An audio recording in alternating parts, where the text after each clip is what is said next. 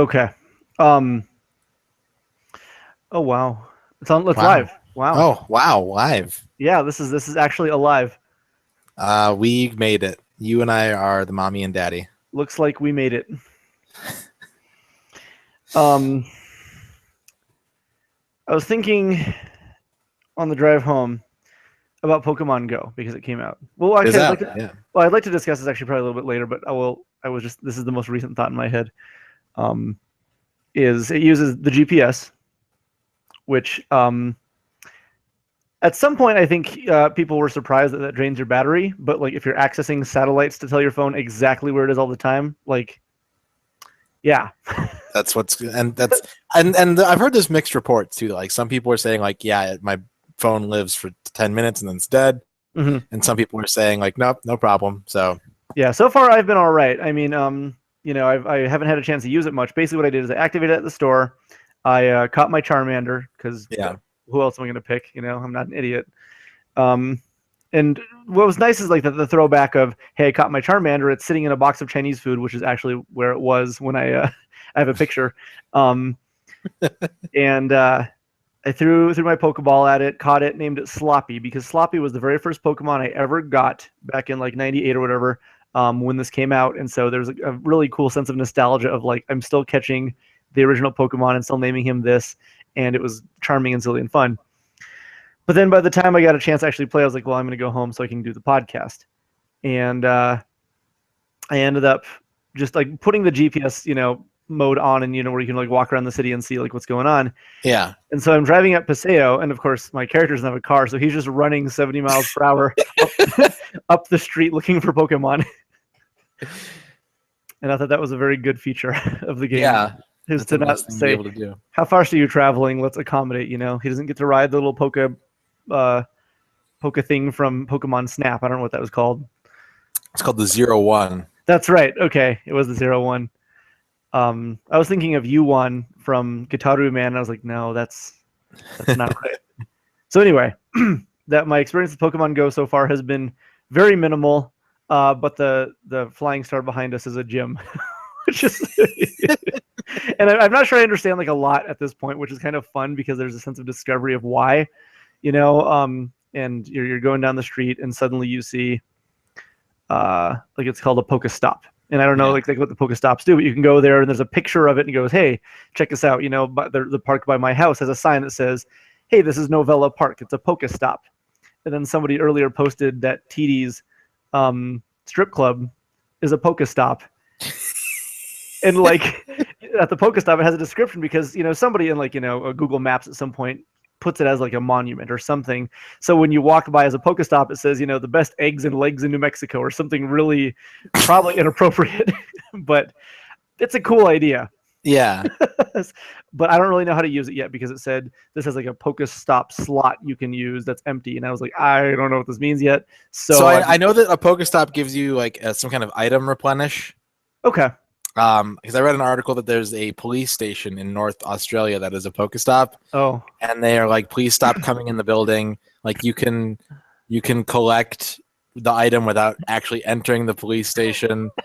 And also they said to like make sure that you're looking around as you play so that you don't get hit by like cars. I was thinking that's actually was probably going to be like the government plan to eliminate a bunch of like ignorant people. Like, and then they went far enough because Australia and social media is very playful. They went far enough to say like, don't put your life at risk. That Sandshrew can wait. Okay, good. So they actually addressed it like in Poke World. Yeah, which is now the real world. It's our world. By the way, if you guys have experiences with Pokemon Go, there is a way that you can send us comments and questions, and we will respond to them live on air. We would love that. There's a little Rubik's Cube looking icon. Apparently, this is what I've been told because we don't see these things. And if you click that, you can actually send us comments that we can see in real time and we can address them. So if you want to talk about Pokemon Go, if you want to talk about getting hit by cars at playing Pokemon Go, you let us know because we can do these things. Yeah. So I actually have do you want to have this conversation now or do you want to save it? We've started and we have 3 viewers already. So let's talk. Okay. You have no I have no drive to play Pokemon Go whatsoever. It's not interesting to me. And a big part of that is that I live at home and I work at home and I'm only going to be able to catch mostly Pokemon that are in my home. What about if you go to Taco Bell and there's an Ekans in your burrito? Then I'm gonna eat that. Oh, you're not gonna eat the Ekans. I'm not gonna capture it. I'm just gonna eat the Ekans burrito. Oh, okay. Yeah, you capture it with your stomach. Yeah. But an interesting thing that has happened is that Erin downloaded the APK before it was on the Play Store, and she is engrossed. This is officially her first Pokemon game. Okay. She's been very like resistant to the idea of playing Pokemon because of the turn-based RPG nature of the game. Sure. But you know, she got a link to download the APK, and she did, and she was like, "Oh my god, I got a Bulbasaur, like he's so cute." And then, you know, then she was like, "Oh, I can poke him, and he'll do like a funny face." And I was like, "Well, if you turn your sound up, he'll probably make a sound effect too." And so she got all excited, turned her sound up on her phone, and poked him, and it made like a Bulbasaur growl, and she freaked out and was like super happy. So she sent me a list of all the Pokemon she's caught between last night and today. Okay. And we actually have a date tomorrow to go walking around the neighborhood catching Pokemon. And then she's going to hit the gym, which is the community college between our houses, on the way home. But you have no interest in participating in this with her? Not at all. Okay. And also, sorry, I look like I might be distracted, but I'm deleting data off of a PS3 so I can back up other data onto another PS3. So I'm still totally engrossed in this. Yeah. But yeah, I'm just sort of deleting stuff idly. So that's fine. Okay. So if it had like a different theme, if there was like something, if it was like Mega Man Go. Not really. I'm honestly not a big mobile gamer. Like, I'll download a mobile game. A famous instance of this is Alpha Bear, which is a really cool kind of cute word game where you just spell a bunch of words and like you make these giant bears and you get lots of points. And like I liked the mechanics of the game. I forget who made it, but I was like supportive of the devs, and I downloaded it and I told some people to download it and I played it for a few days and then I just stopped. And like a few months ago, I deleted it from my tablet because I was like, you know what? I'm never going to play Alpha Bear again. Okay. There's a couple games that I'm like trying to be a little more diligent on mobile wise. But for the most part, like mobile gaming really just doesn't fill a need for me. Okay. Where like if I want to play a game, then I will just play like a console or a PC game. If I'm on the go and I expect to want to play a game, I'll just put my 3DS in my pocket. So like having games on my tablet is like not the only time that it ever like fills a need for me is when I'm lying in bed. Okay. But then all that accomplishes is keeping me up. That's fair. So if you were to decide that you wanted to like grab like a mobile game, we have something right now where Pokemon Go came out and it encourages you to go all over the place. And like Ingress, it wants you to explore, it wants you to find out what the city offers and, you know, the ever evolving world. You know, it's not going to be that complex. But then you have like the new Final Fantasy Xvius, which is sort of in the same vein as Record Keeper, but has like a more pronounced actual story while also making, you know, a ton of references and claims to like the past Final Fantasies. You're probably more inclined to sit there and play something like that where it can be fully self-contained. You can pop it on every hour after your energy has recharged or whatever. And is that more like along the lines of that? Is, and I've actually been excited to play Xvius, but again, because it is a mobile game, like there's this inherent like I know that I'm just going to get distracted and not.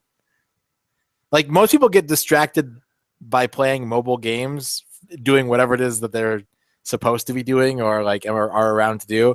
And I'm the opposite, where it's like, oh, I'll play a mobile game, and then I will get distracted by like the TV, or I'll get a Facebook notification, and that will just derail my gameplay entirely, and I won't play it anymore. Absolutely. No, I totally understand. Mobile games have to be a very specific thing for me. And I like the idea because I'm usually home or the stores. You know, I don't really get a chance to go out too often. But the big thing with cell phone games is like it's literally just a distraction from everything else that's already going on in like a social media centric device. Yeah. So like, yeah, if I'm playing, say, Final Fantasy Xvius and I get a Facebook message, suddenly I will stop playing anything that I'm doing at all, pop over to Facebook, respond to the message, get caught up in checking Facebook for like 5 minutes. And then when I go back to the game, it's kind of like, Yeah.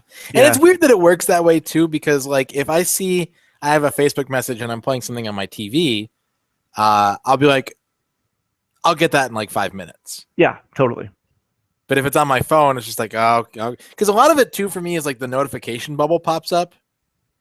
And if I'm playing a game, like I play a lot of like rhythm games on mobile, and that can like block lanes if it pops up in the wrong spot, depending on like what your screen orientation is. Yeah. So I'm like, oh God, all right, I gotta clear that now, and I'll type conversation will go on for a few minutes. Maybe I'll get another notification in the meantime. I was like, well, I'm not playing right now, so I'll check that email. Right. And then I'm so far down the rabbit hole that I just like don't want to come back to the game. That's my biggest problem as well too. So even XVS, which I've been playing for about like 20 minutes because that's like if Facebook exists. Yeah. I tried it and it's a really cool little idea, and you pop on for a second, you play it, and it's kind of neat. But yeah, like I need to play something like Crossy Road where I will probably die within a minute, and if that minute's up and something else happens, I can safely exit the game and do something and not feel like I'm I was in the middle of something. Mm-hmm. So Jetpack Joyride or anything super simple or non-complex in any way that's my phone experience. And I like some of these phone experiences, but they have to be so bite-sized that I can literally, like, they're expendable experiences. Another problem that I have is what I look for, what kind of reward I look for from a game. Mm-hmm. Fun is tantamount. Like fun, you gotta have paramount, tantamount, probably paramount. Fun is paramount is the word I wanted. Fun is paramount. Yeah. But like I historically am not drawn to games that are so open-ended that I'm led to define my own goals. Things like Minecraft, even games like Skyrim and Grand Theft Auto that do have endings, but like are constantly sort of like, hey, look at this, like trying to pull you away from that main quest line, right, are difficult for me. And I have yet to, I'm sure they exist. I'm sure I actually have a couple downloaded right now, but I've yet to play a mobile game that kind of is willing to exist, to occupy a limited space. Mobile games are chiefly about like constant expansion and growth and never ending sort of like addition. Yeah. And I need something that is finite. I need something that like I can build towards a climax and say like, this is the end of this experience. Like I'm motivated to reach this finish line. Right. Whereas like in a game like Candy Crush, like there is a finish line, but they update, like they add like 30 levels every week. And so you're just, it's constantly getting further and further away from you. Right. So it's almost like a couple examples are, if you had a game that had 1,000 out of 1,000 achievement points and you were working towards that, and the next week they go, oh, but now it's up to 1,500 because you can do this. But then, next week it's up to 2,000, then 2,500, and it kept going eternally.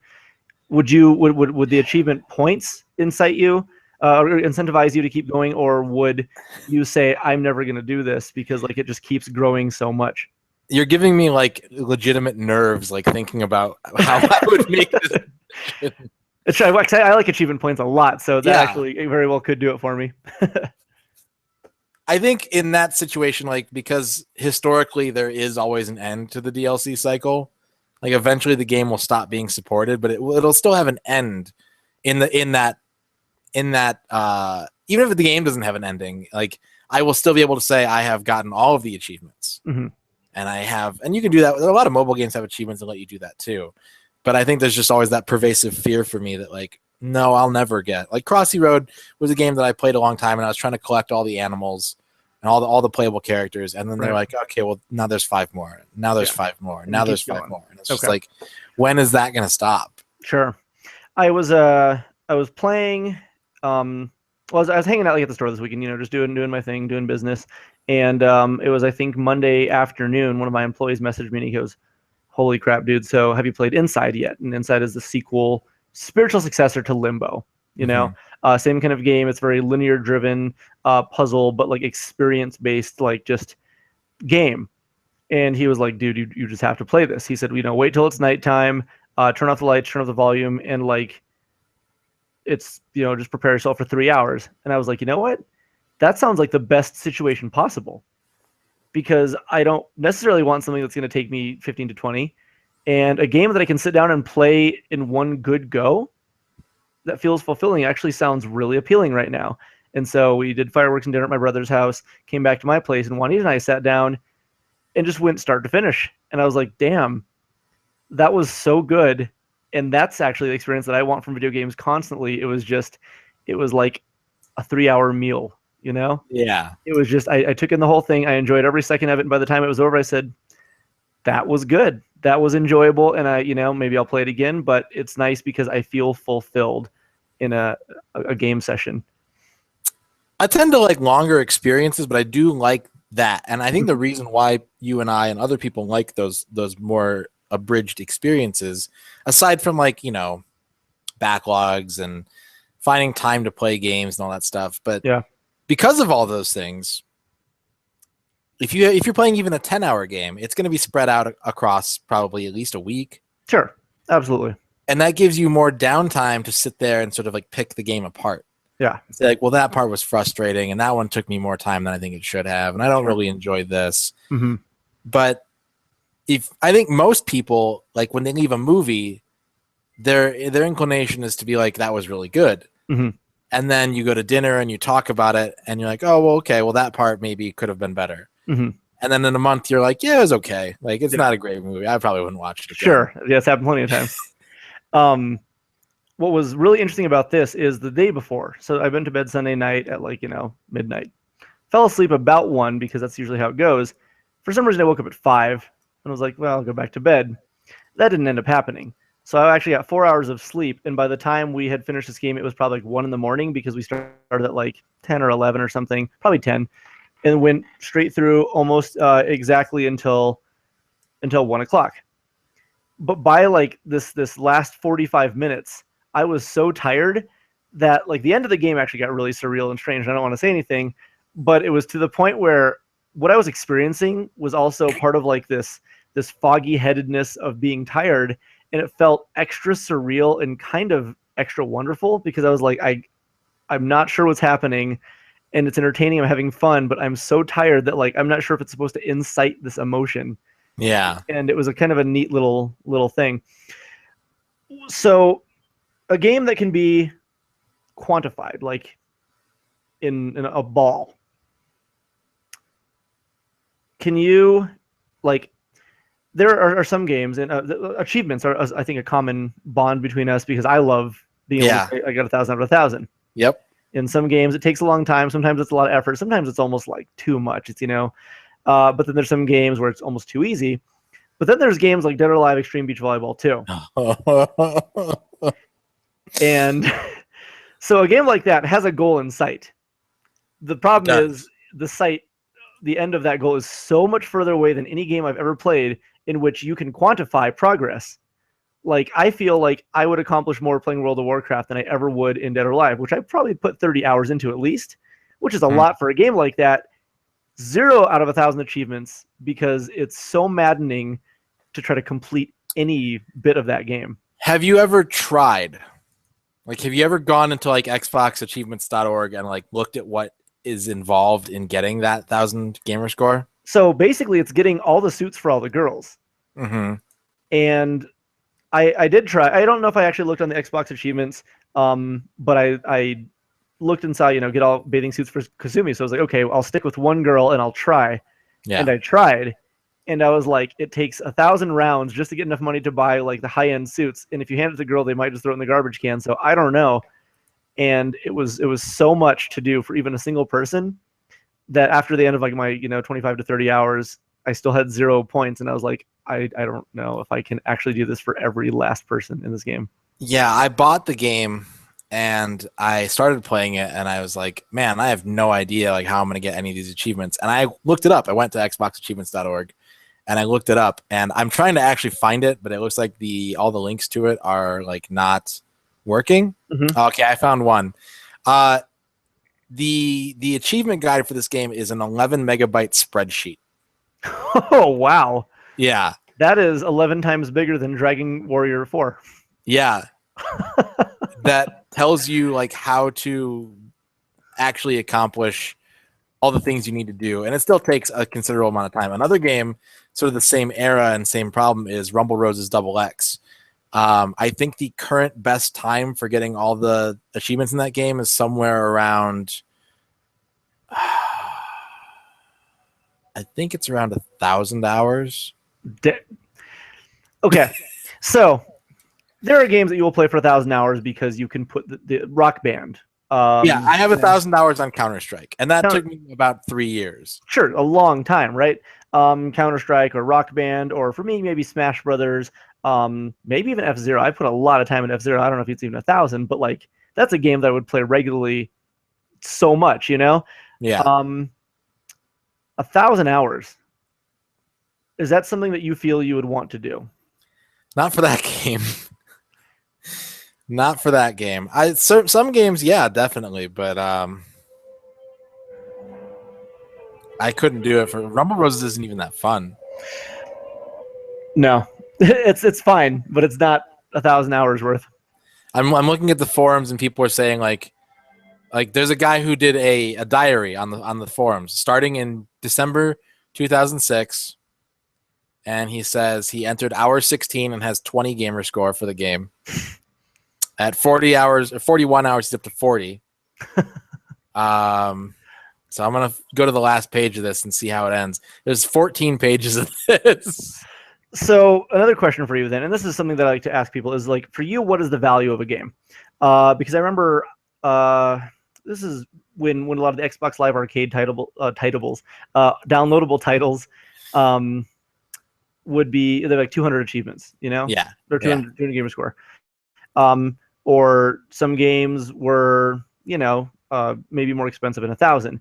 And I remember talking to some friends, and this is an ongoing conversation with a lot of different people.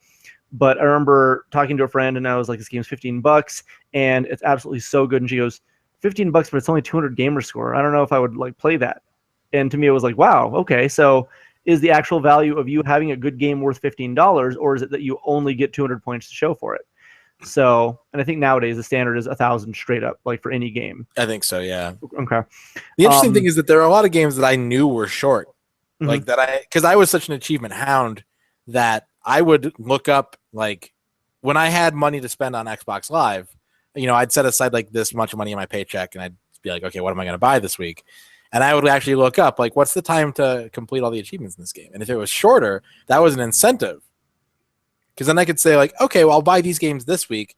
I'll finish these 2 right away. These ones are going to take longer, but I'll have 2 down right off the bat. My library gets bigger. My gamer score gets larger, and I don't have to worry about constantly upkeeping these 2 games. They're just done. Okay, so like there is a value in saying I've completed these games and I enjoyed it. So price might not even be a factor. It might be that like I can get this gamer score in this amount of time, and it's a good game. Yeah. Okay, because I'll pay for a good experience no matter what. And sometimes, yeah, if a game is like, hey, this is genuinely fulfilling, because, you know, Avatar came into the store once, and we were like, well, we got 2 minutes to kill. Let's get 1,000 out of 1,000. And it's a game I don't necessarily know that I would buy because I got my achievements, and what's the incentive for the rest of the game? What if it was a great game? I don't know if it is. I don't think it is. But what if it was an amazing game that I missed out on simply because I got all the achievements within 2 minutes of playing it? Yeah. I bought that game again. That actually kind of plays into what we just talked about, where a friend of mine who sadly has passed away, but when we worked together, we decided to have a gamer score race. We were kind of hovering right around each other. I think it was like in the high 30,000s or something like that. Mm-hmm. And we were like, let's have a gamer score race. And so he had a GameFly account. Ken mentions he got the 1K in under 3 minutes. And thank you, GameFly. Yeah. He had a GameFly account. So he GameFly'd the game. And I was like, no. So I actually went out and bought the game because it was like $8, $9. And I got the same amount of gamer score. And I'm actually one of the only people I know who has not 100%ed, but I have finished. I decided that I was going to actually play Avatar all the way through. And so I've played through the end of that game. How was it? Not great. Okay. It didn't seem like, I mean, a licensed game is usually like that's often the case, which is a shame because I love the show. Yeah. But, you know, it's a shame that the game is kind of Okay. I went back to try and 100% it later, and like that's a really daunting task because there's a lot of like hidden collectibles to find and secrets that you have to uncover. And there is no documentation of any of these things on the internet because everyone just played the game, mashed the beat button for 90 seconds and turned it off. So as far as they're concerned, like their secrets are, I mean, because they're expendable, there's literally no value to any of those things. Yeah. So I like looked for walkthroughs, I looked for guides, and no one has bothered to make any of those things the last time I checked. So okay.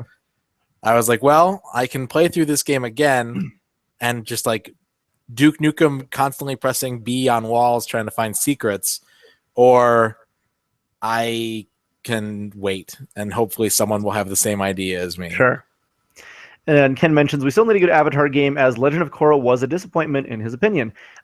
Being a fan of Platinum, I want to give it a shot still, but I have never played it. I have no idea what it's like. And I know their licensed game team is different than like, Core Platinum. That's, basically Kamiya and Inaba and stuff. So I don't know, because the Turtles game, again, it's fine. Transformers, fun. But like, they're not like the level of Bayonetta or Wonderful 101 or Vanquish. You're right. See, I think Platinum is kind of cursed. They've done too well. Yeah. And so now, like, every game they make is measured up against Bayonetta. Yeah. And that's such a high bar to hit that people are just like instantly dismissing their games within like 5 minutes now. They're saying like, it's just that it's not as good. It's not as good as Bayonetta. It's like 8.5 out of 10. Don't play it. Like, yeah. Okay, sure. Do you feel that have you played like Transformers or Korra or any of those? No, I picked up Anarchy Reigns a couple weeks ago, and I haven't even started that. I think the only Platinum games that I've played are Mad World, Bayonetta. I played a little bit of Bayonetta 2 at your house, and I haven't even played Vanquish. In all honesty, like I want to, but I have not played it yet. I will probably just buy that game for you because it was so good. You might have watched me play this because I streamed it years ago. I don't think I have. I've heard a lot of people talk about it. Like people, you mentioned Vanquish, and you either get like a blank stare or like a long discussion or description. It was a game, man. That like again, the preview for this game was, it was Platinum game shows up, and then the game looks like space guys, Halo like guns, and like it was just space army dudes. And I was looking at this and I was like, I am not interested in this theme, but I trust Platinum because I haven't been let down yet. What are we going to do? And so I kept watching and kept watching. I was like, you know what? Let's give it a shot on good faith that I like this company. And I played it. And by the end of the first level, I was like, no, this is the silliest misplaced faith of all time, because this game is exactly what a Platinum game should be like in terms of action and silliness and over the top. And your character used to be like a pro football player, I think, back on Earth. So when you're throwing grenades, he's running backwards and he like chucks it like he would a football. And like, there's just silly things that make it feel like that's Platinum, like they have almost like the signature gameplay response that you get that is almost unmatched with a lot of companies, where some companies you can say their signature story style. Platinum is very much signature gameplay style, and it's really cool to feel that game. Plus you slide around in your kneecaps and you can throw your cigarettes to distract things, and you slam dunk missiles into like robots' hands, and it's just oh Michael. It's good. It's very good. Yeah. Metal Gear Rising is also mentioned. That's another one that I own and have not played yet. It's also very good. I think the only thing I didn't like about it was the boss music is very like Linkin Park. Forces of Nature, or what it's called? It's got a name. It's been brought up among friends of mine like repeatedly over the past couple of weeks. Yeah. And I went and listened to it today because I always look for like a song to play when I'm starting my stream. And I was like, people keep talking about this Metal Gear Rising song. Yeah. And I put it on and I was just like, oh.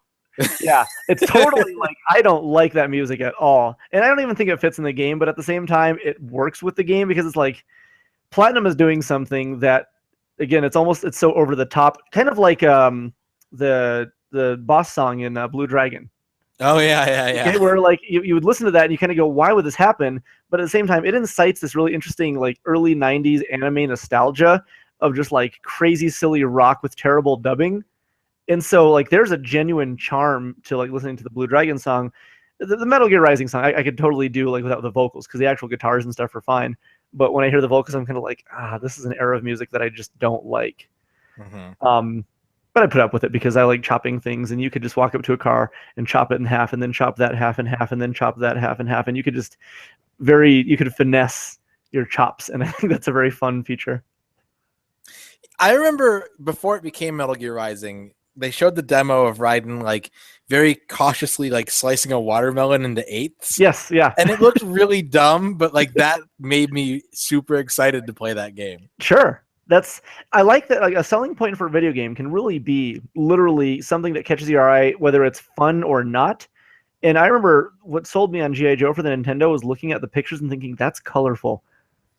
Like, like Snake Yeah, Eyes was in the jungle. we've talked about this before, where there were a couple instances in my life where like I was reading reviews for Virtual Bart in Game Player's Sega Nintendo, and I was like, that life bar looks cool, Yeah, and I no, wanted to play Virtual Bart because I like the way the life bar looked. absolutely. It's cool to look at, like, even modern games can do this, and I can look at a feature on screen and go, I wonder how that works, and I want to see it in action. I want to see the Mario Kart speedometer, on the 64 game as I'm playing the game. That'll be so neat. Yeah.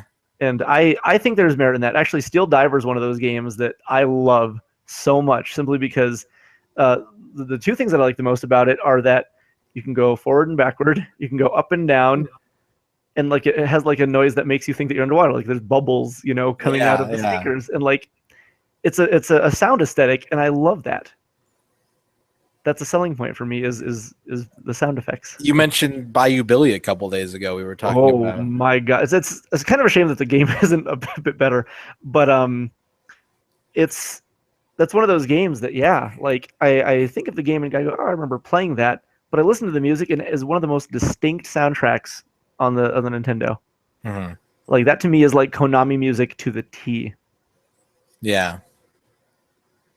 What Nintendo games can you think of, like, with a soundtrack that you grew up with that you think, oh, the game was kind of whatever, but the music stands out to you?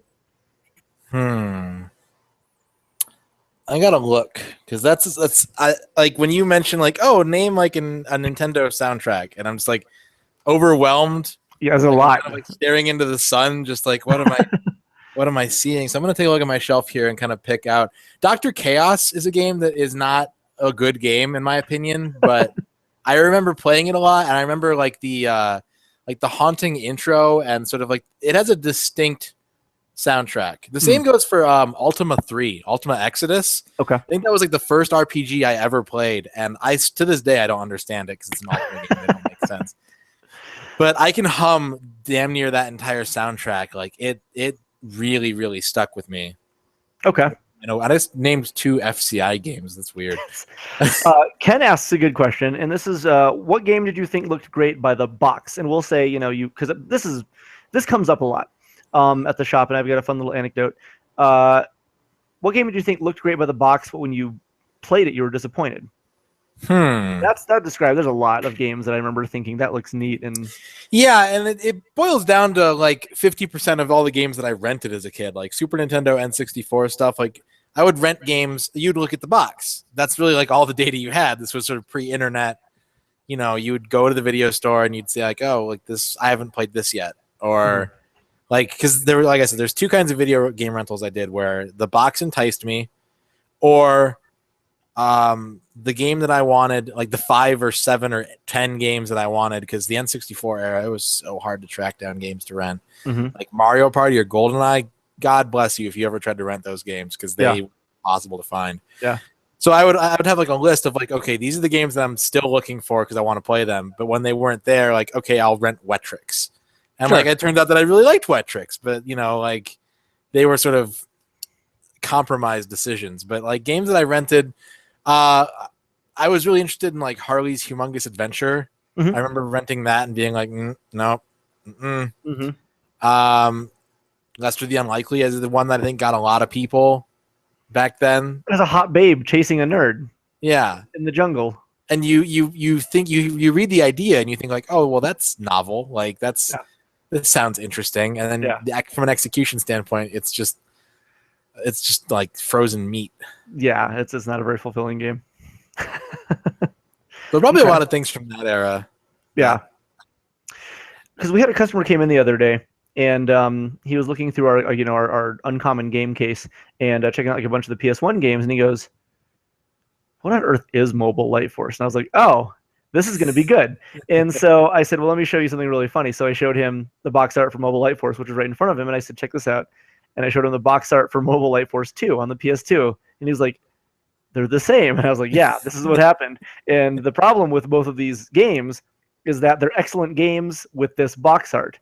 So he goes, "Well, what kind of game is it?" And I said, "Have you played the Castle Shikigami games?" He goes, "No." I said, "Well, they're Japanese shmups that not quite bullet hell, but like they're just good shoot 'em ups."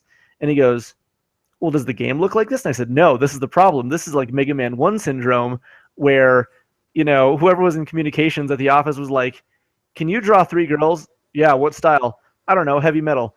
And so the guy did, and they're like, what is the game like? Oh, I don't know, there's 3 girls in it. Okay, what's the thing? They have guns. Cool. And like, there was some barrier, between the Japanese team and the American localization team. And so I showed him some video of the game. He goes, holy cow, that looks really good. And I said, yeah, it's just a 16-bit, 32-bit shooter, and it's very, very, very good. And yeah, Charlie's Angels ripoff is, he said, it looks like Charlie's Angels different. I said, it totally does. And then we went on to discuss, like the voice acting in those games. He goes, it can't be worse than Mega Man 8. And I was like, I'm afraid it is. He said, well, about something like that. I said, no, I think this is probably worse. And so we found a YouTube file, which was actually like an hour of just all the cutscenes in the game and the characters talking and nothing but. And he was like, Jesus, this is incredible. Because that's some of the worst I've ever heard. And I love it. I eat it up. Yeah. But this is one of those cases where, you go to the game store and you see like cool, hyper anime, colorful, cartoony box art, and you take it home and the game is like just you're trudging through mud and it's not fun. And this is the opposite, where you look at this game and you go, there's no reason I'm interested, but it's a great game that was just unfortunately disfigured on the outside. Yeah. My brother fell for a lot of that stuff because he's a much more visual person than I am. Mm-hmm. Like, he's an artist. He has a degree in art. He is not very good with words or like even like writing an email. Like, it's just not his forte, but like he understands visual aesthetics. And at the time he still is, but like at the time he was really into anime. Like he wanted anything anime. And so he would come home and be like, oh, I bought Kendo Rage for the Super Nintendo. And I was like, what the hell is Kendo Rage? And he's like, well, the box looks cool. It's got like these like anime stuff on it. So I bought it. It's just like, okay. And like, it's an okay game. It's got some problems, but it's pretty fun. And the game is arguably much more anime than the box because they kind of westernized it over here. But, he played it like once and like got bored with it and never played it again. But he bought it because it had anime type stuff on it. And that's what he wants. Mm-hmm. Or wanted. So I'm going to assume that you played Street Fighter 2 in the arcade before you played it on the console. Maybe I would probably put it 30-70. Like, there's a 30% chance that I did. Okay, because I don't know. It's the kind of game I wonder if like if you might have played it on the console first, it might have been word of mouth that made it appealing, or seeing pictures in EGM or something. Because the box art on that is also pretty atrocious. It is, yeah. Classic Capcom box art for Super Nintendo games was very hit or miss, and that was one of those cases where it was very not good. I didn't play UN Squadron until like 96 or 97 because I was like, I don't like jet games. Yeah, that's another huge case. Yeah, absolutely. Of just and the irony is that my friend who got me into it was renting a lot of jet games at the time. He was renting like Carrier Aces and like Turn and Burn.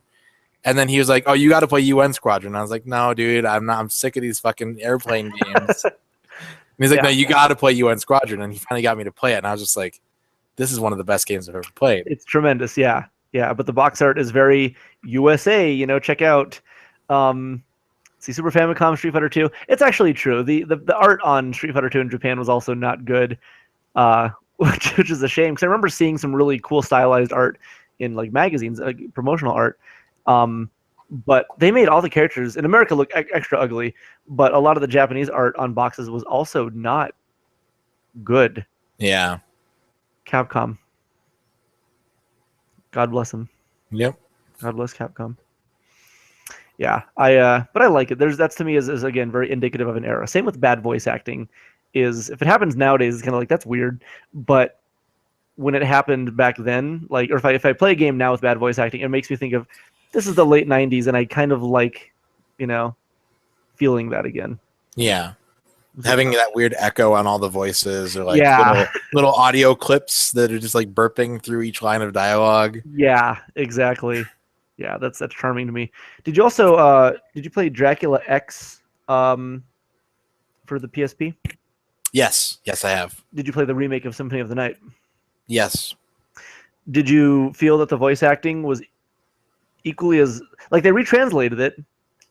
But I felt that it wasn't any better than the original. Yeah, that's the weird thing is like I have no problem with the voice acting in Symphony of the Night. The dialogue, the written dialogue, the way the lines are delivered, fits that game extremely well to me, and I have no issue with it whatsoever. It's very Castlevania. Yeah. For them to go in and like change it, suddenly my expectations are like, okay, guys, it's 2008. Like, Yeah.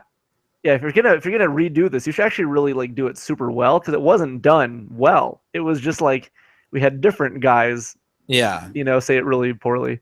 I remember playing through the Xbox 360 version when it came out and being like absolutely crestfallen when the credits started rolling and I Am in the Wind wasn't playing. Yeah. And I was just like, I hate that song. That's a Where part is of the it? game. Yeah.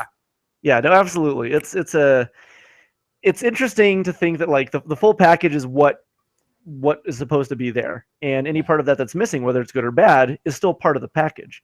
We were talking about Crazy Taxi the other night, and not a lot of people have played the later versions of it. But like I played through it on Steam a couple years ago, and the current versions of the game have no license, well, no Offspring or Bad Religion. That's wrong. And I was talking to people who don't like those bands, and I was like, I don't think you'd like it anymore now, because like it's very much like those songs fit that game. Yeah.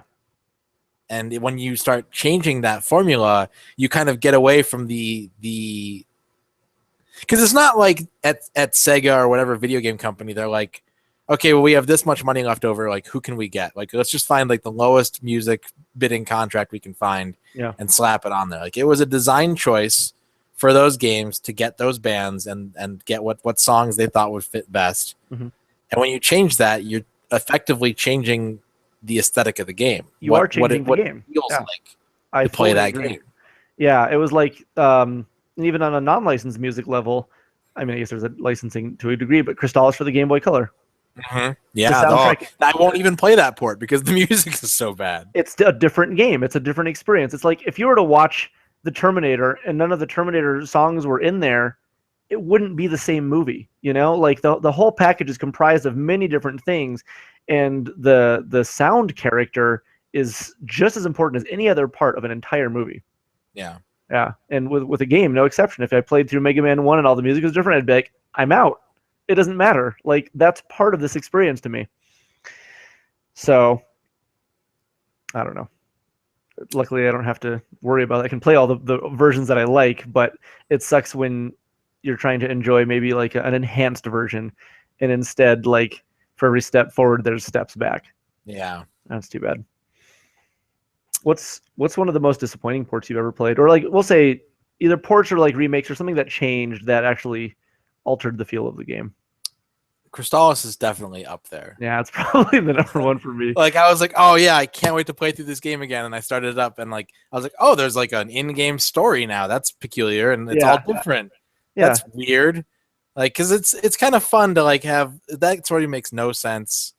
And the apocalypse happens 19 years ago. Yeah. But I was kind of okay with them taking it like a more like, oh, it's medieval times now. Like, okay, fine, sure. It's wizards and whatever. Yeah. And then I started playing the game and I was like, this isn't the right music. Yeah, this is the wrong game. Yeah. It feels like you've effectively changed. It's interesting because all they changed was everything but playing the game. Yeah. And in so doing, they made me not want to experience the one part of the game that they kept intact. Yeah, absolutely. Yeah, it's weird that would happen, and you could always play the whole game with the sound down, but that's miserable because the game, again, one of the characters, one of the voices in that game is the music. So some of the most disappointing ports,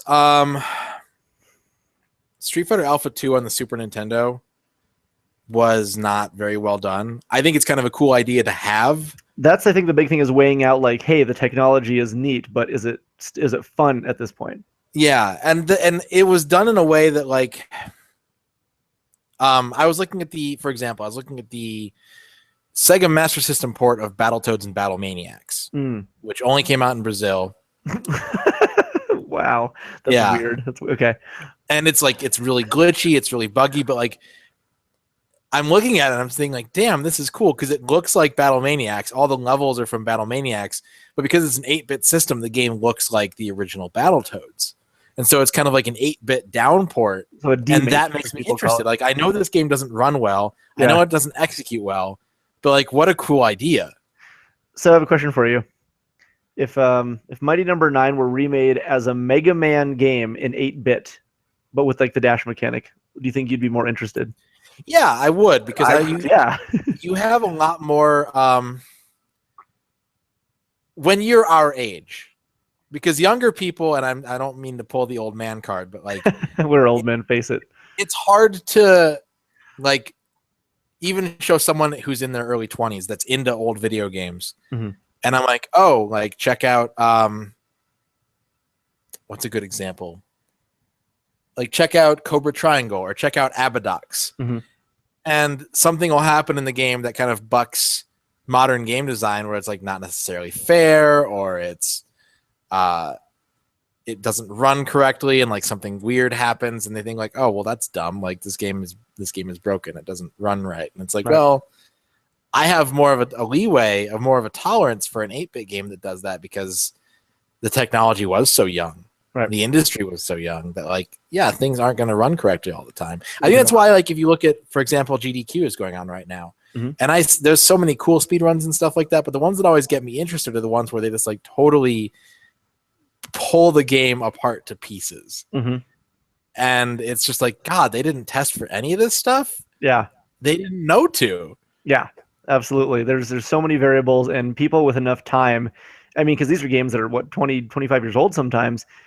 That gives a lot of people a lot of time. You know, beta testers at that era had 6 months, 3 months maybe, to test certain games. And so with 25 years of people pulling things apart, they find things that could never have been found. And it's cool for them to incorporate that into a display. Yeah. Ken asked a really good question earlier, which was, I think, are you opposed to like remasters of games, especially if it's like a generation prior? So like for PS3, you got PS2 Shadow of the Colossus and Ico. Yeah.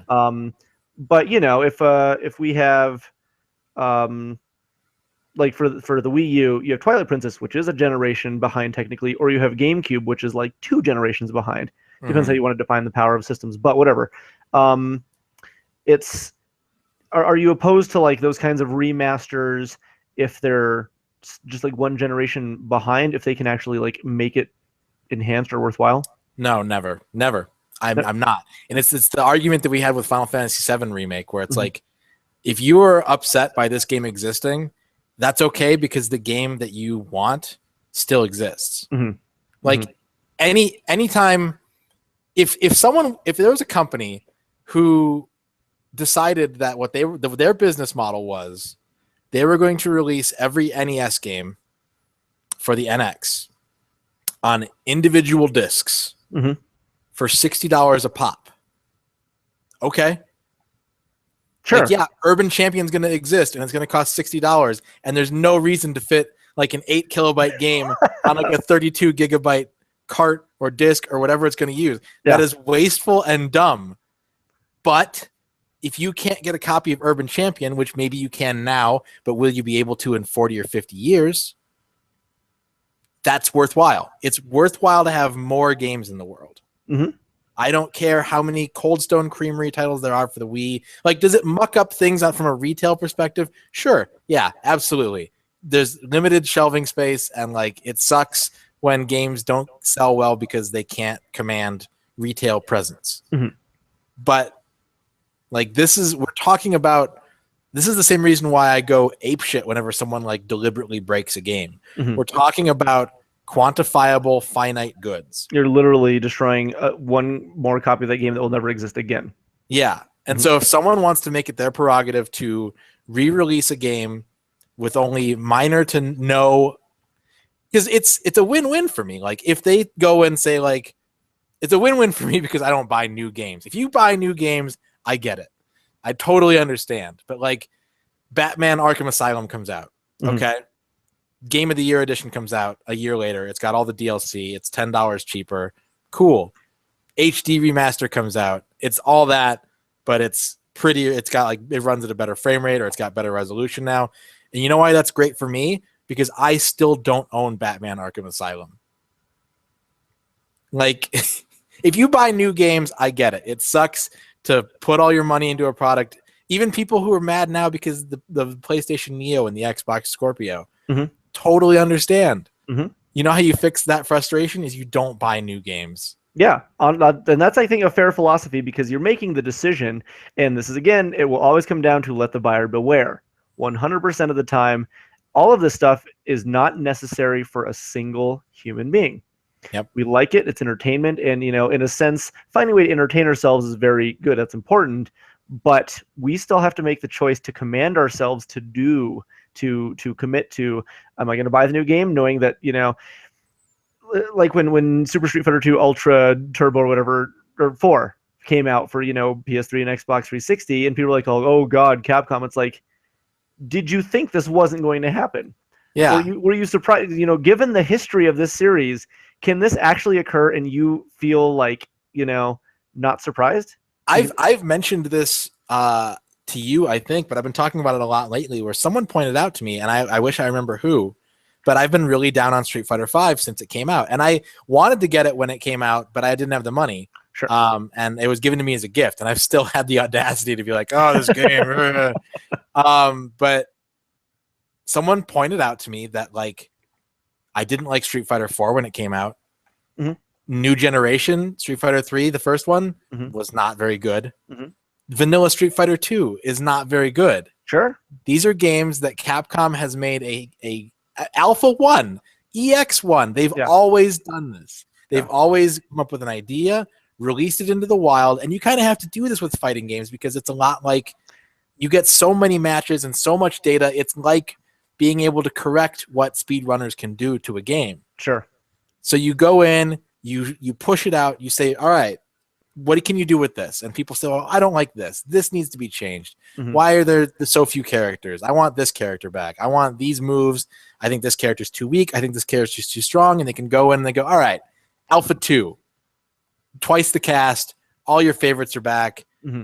We've added these mechanics. What does that do? And historically, you'll find that the types of games that people, fighting games specifically, that people really, really pine for and have a lot of nostalgia for, are the ultimate editions of that game. People still play Super Street Fighter 2 Turbo. People still play Third Strike. People still play, like, they don't play Tekken 5. They play Tekken 5 Dark Resurrection. Mm-hmm. They play the best version of those games. You'll find a couple people out there who don't like those changes, and they'll say, like, okay, I prefer Super Street Fighter 2 over Super Turbo or something like that. Sure. I prefer Virtua Fighter 5 as opposed to Final Showdown. Like, that's okay. It all comes down to personal taste. But by and large, most people like the most refined version of a fighting game, and that takes years and it takes revisions to do so. And so I've been pooping on this game when I have really not enjoyed Street Fighter games up until their third revision. Sure. I think they're cool, but they don't grab me until they've gone through it a couple times and say, all right, this is how we get the most out of what we've built here. So I think, like, by season 3, you might go, oh man, they nailed what they were going for finally. Yeah. I skipped Super Street Fighter 4 and I got Arcade Edition and I loved it. Mm-hmm. Super Street Fighter 2 was a game that I played a lot of, but, like, I rented 2 and I rented Turbo and I was like, these are cool. Every once in a while I'll want to play them, but, like, Mortal Kombat 3 was, I think, the first Mortal Kombat game that I ever, like, really tried. Like, I'd played 1 and I'd played 2, and I think 2 is the best, but by 3 it was like, okay, this is a thing. Like, I need to figure out what's going on with this game. Sure. So, okay. I think that's an extremely good assessment. But one of the most important things to note is that you can also recognize that in due time things can improve. They won't necessarily improve, but they're probably going to, because the idea of releasing a perfect fighting game right out of the gate is so ludicrous. Yeah. That's almost impossible. That's, like, the most impossible request, because what I always try to explain to people is when a game like Skyrim comes out, or a giant open world, Fallout 4, or Smash Brothers, Wii U, or any of these things, is people go, well, it's buggy and it's got this problem and it's imbalanced, and it's like, yeah, that's because the beta team isn't the whole world. Because once you have, you can still only do so much in a contained beta. And once you release the game out into the public all over the place, the world is still in, like, an open beta, because you're still going to get things that were never even attempted, because people do weird things, and some people just try to break the game, and some people play things and find stuff by accident because there's so many variables. You simply cannot release a game with that much content without some sort of issue. And I think it's to try to manage people's expectations, and that is very difficult because people want a perfect product right out of the gate. But yeah, that's a lot to ask. We want to have a game without. I hear people complain about day one patches, and it's like, that's a miracle. Like, it sucks. Yeah. It sucks that you have to like put the game in and wait to play it. Yeah. When I was installing Rare Replay, I was like, I'm ready to play Rare Replay, and it was like 3 or 4 hours before I got a chance to. But like, it's a miracle that they can like print a game and then be able to go like, oh shit, yeah, and still be able to have it ready the way that it's supposed to be relatively by the time it gets into your hands, as opposed to them like just having a solid month of just going like, oh God. Yeah, exactly. Well, and in addition to that, the fact that it exists at all it is a blessing. I mean, it sucks, but it's a blessing because it's a solution, And when Card Fighters Clash came out for the DS, granted, I wasn't a fan of what the game did. They changed a lot of stuff that I enjoyed about the previous ones, and I gave it a legitimate shot, didn't dig it, but mostly it came to a point where like an hour in, the game was broken and you couldn't play anymore. Yeah. So I couldn't download a patch. I didn't have a day one patch to alleviate it. I didn't have any sort of the thing I had to do, which I didn't do because I was too lazy, was send it back to SNK Play More, have them replace the game for me, and then send it back. I just never did that, so I'm stuck with a game that I can never ever finish. And it sucks because I feel like some companies abuse the system of day one patches. Well, never Activision, for example. Right. Some companies are, I think, using it as an excuse to sort of hit dates and launch a game before it's ready, and then have an extra month of testing. I think the reason why it angers so many people, and this is a very reasonable response, is that there are very few games from the 8 and 16-bit and even 32-bit era going into 64-bit. Hell, there are very few games, period, prior to, the internet and patches and all that, that out of the box don't work. They just don't work. There's some PC games with some really bad glitches that ended in like recalls and things like that. But for the most part, like console gamers had an expectation for many, many, many years that they could purchase a game and it would function to spec. And if it didn't, it was probably disguised enough and unknown enough that we wouldn't know the difference. Yeah.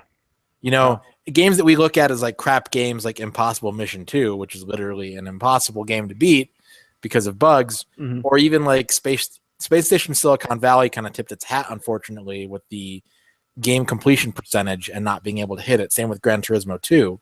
Like, these games exist, games that you cannot finish to the game's own specifications because of bugs, but they're playable enough and functional enough that we don't look at them. We don't go back. No one's like, oh, Gran Turismo 2 is one of the biggest pieces of shit on the PlayStation. Yeah. That's not something that people say, even though you literally cannot finish that game without the help of a Game Shark. Yeah.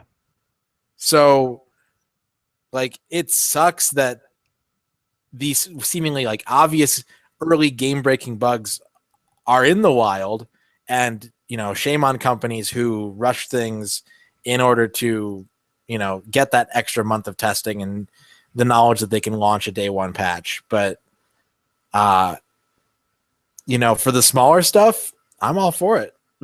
That's great that they have that extra window of just being able to like really cross the T's and dot the I's and then get it out into the crazy people's hands who are going to just disassemble it. It's like handing a group of orangutans like a camera. Yeah. And some of them are going to like look at it and put it down. Some are going to ignore it. And some are just like, I'm going to hit this against a rock and see what happens. Right. Yeah. Yeah. And it was making me think about like when a company can actually promote the polish, and one of the hardest thing about games currently is if there's not a day one patch, the install is still a little bit rough, but I understand the necessity of how they're designed at this point. But, I got my Xbox One a couple years back, and, play it, enjoy it, play my thing. Sometimes there's a patch, you got to install the game, you got to do this. Sometimes whatever's broken. But I remember one of like the shining moments of like just game, and we're going back to Platinum here, is I bought Bayonetta 2. I went over to my Wii U and I stuck it in the tray, and I started up the game, and there was no patch, there was no install. Within like 30 seconds, I was playing my game all the way through to completion without any problems or hiccups. And I was like, man, this is all I ask. And I mean, the game design is contained, much more than an open world game. I wonder what Breath of the Wild. That's a game that's so massive, and they're trying to promote so much that if there's not a day one patch or something similar, I will be surprised. Yeah. Because that is asking an awful damn lot, especially for Nintendo's design team, who is not as familiar with, that kind of structure.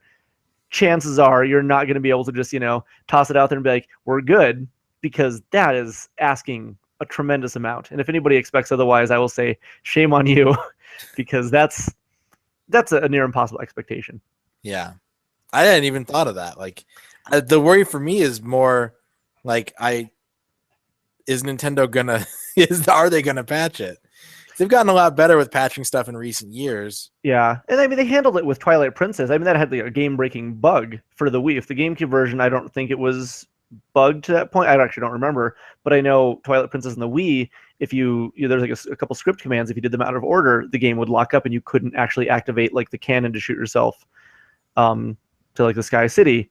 And so Nintendo actually did offer, it was like a patch channel just for Twilight Princess that you would download, and then it would apply the patch to like your save file, and then you're good.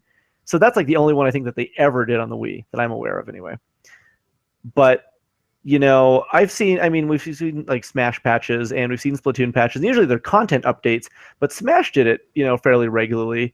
The only problem is Nintendo also doesn't ever really address what they're doing with Smash. They're just like, something changed. Yeah. And the community's like, I guess we'll dig. There's been a lot of Mario Maker patches, but the problem there is that a lot of the changes they made have just made people angry. Unfortunately, yeah. Yeah, that is kind of a problem. It's like, oh, we added these things, and people are like, oh man, Mario Maker's going to be so good. And the next patch is like, we ruined everything. Yeah, by the way, your levels are gone. Why? Yeah. Yeah. Interesting company. Still love them, but like, they function differently. And we'll see with Breath of the Wild. I think they have so much riding on this, though, that like Kamishima is going to be like cracking a whip over every last person.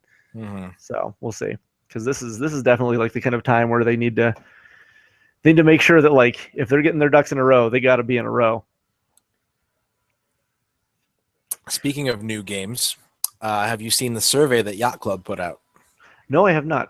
Would you like to take it right now? I would love to take it right now. I can narrate myself taking it. There's no. I'm actually going to take it for you. Oh, okay. It's a Google Doc. I'm not sure where it was posted. A friend sent it to me. It requires no logins, so I'm just going to push it through basically. Okay. The title of this survey is "What game should Yacht Club make next?" Oh, problem is there's a lot of things I would like. Well, you're gonna be probably just like super pumped for all these ideas, because honestly, I took this survey and I was just like, oh shit, damn. Yeah. So all the questions are on a scale of 1 to 5, 1 being not excited, 5 being very excited. Okay. I'm going to read everything to you because they have a couple paragraphs, and for each option they have a name or like an idea, and then like a quick one or two sentence blurb about what that would entail from their end.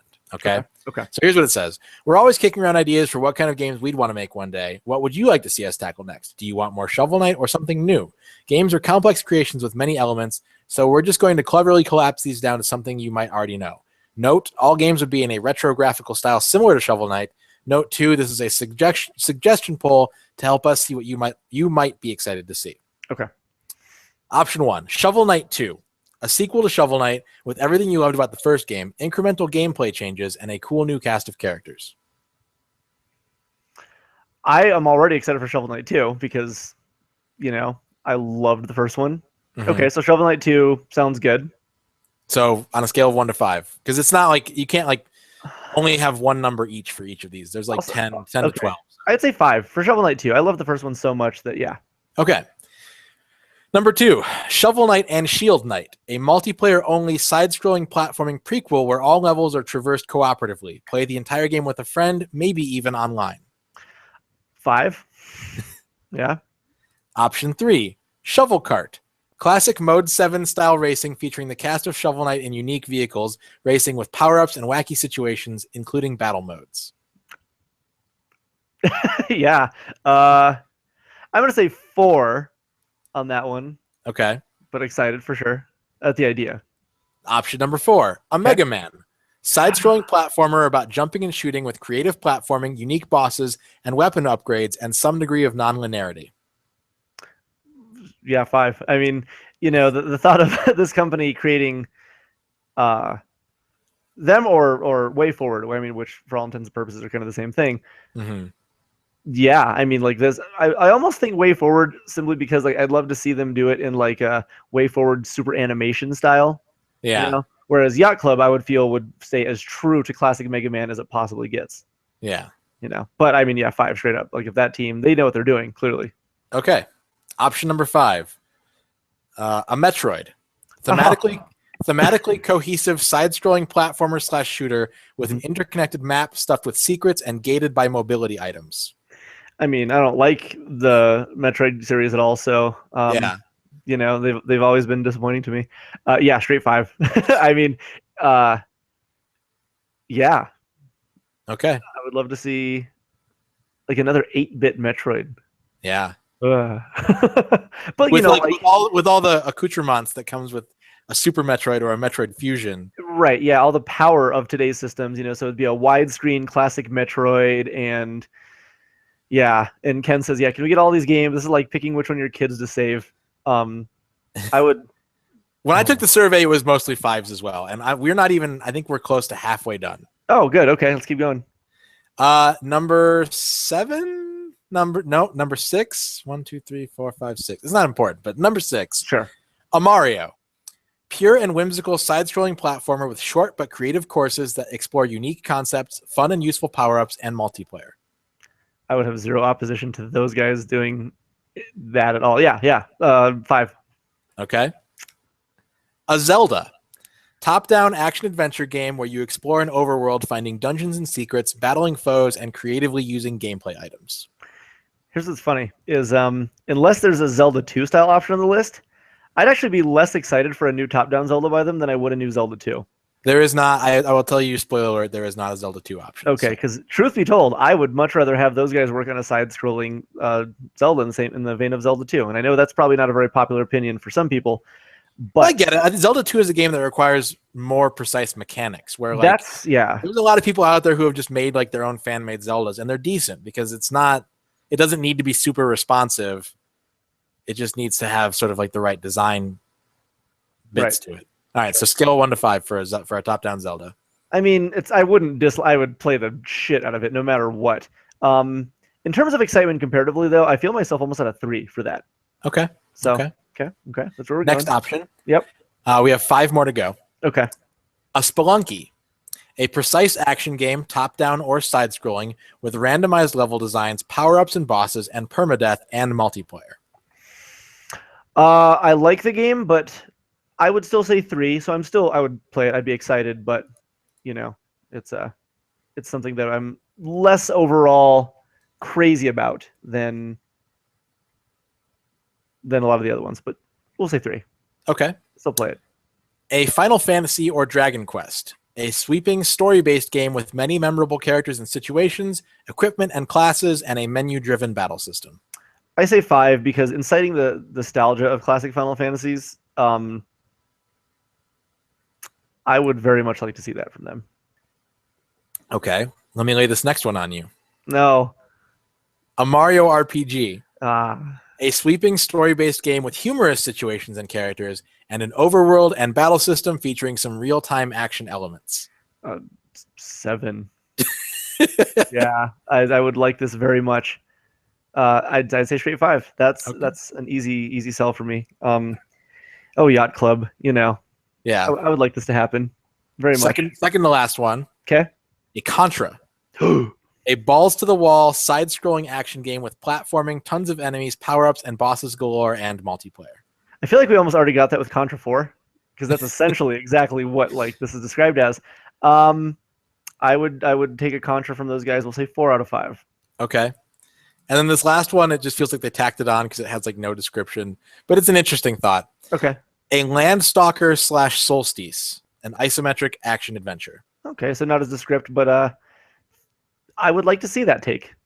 You know, it's funny that I'll be like, oh, Zelda, whatever, but like Landstalker from these guys. I'm gonna say 4 out of 5, just because I would like to feel something. Zelda already is so established to me on a certain level, that I would be more curious to see something like Landstalker. Okay.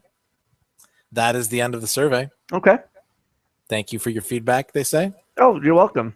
I assume that this is probably somewhere on their website or on their Facebook page.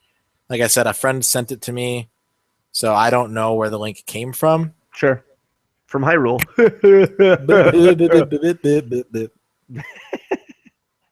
Start talking like Star Fox characters. What if that's all this show was? There's just dribbin'. Bang, bang, bang. That's what one can hope for. That's what we aspire to do, is to evolve our language so much that like we speak as Star Foxes. But yeah, like I took that survey and I was just like, these all sound like, even the ones that I'm not thrilled for. Yeah, I'd play. Yeah, like, I'm not super interested in like Shovel Cart, but I bet it would be good. Yeah, like I would play all of these games, no matter what. Absolutely, no matter what. If you could commission Yacht Club to do any one game of your choice, anything, Bionic Commando.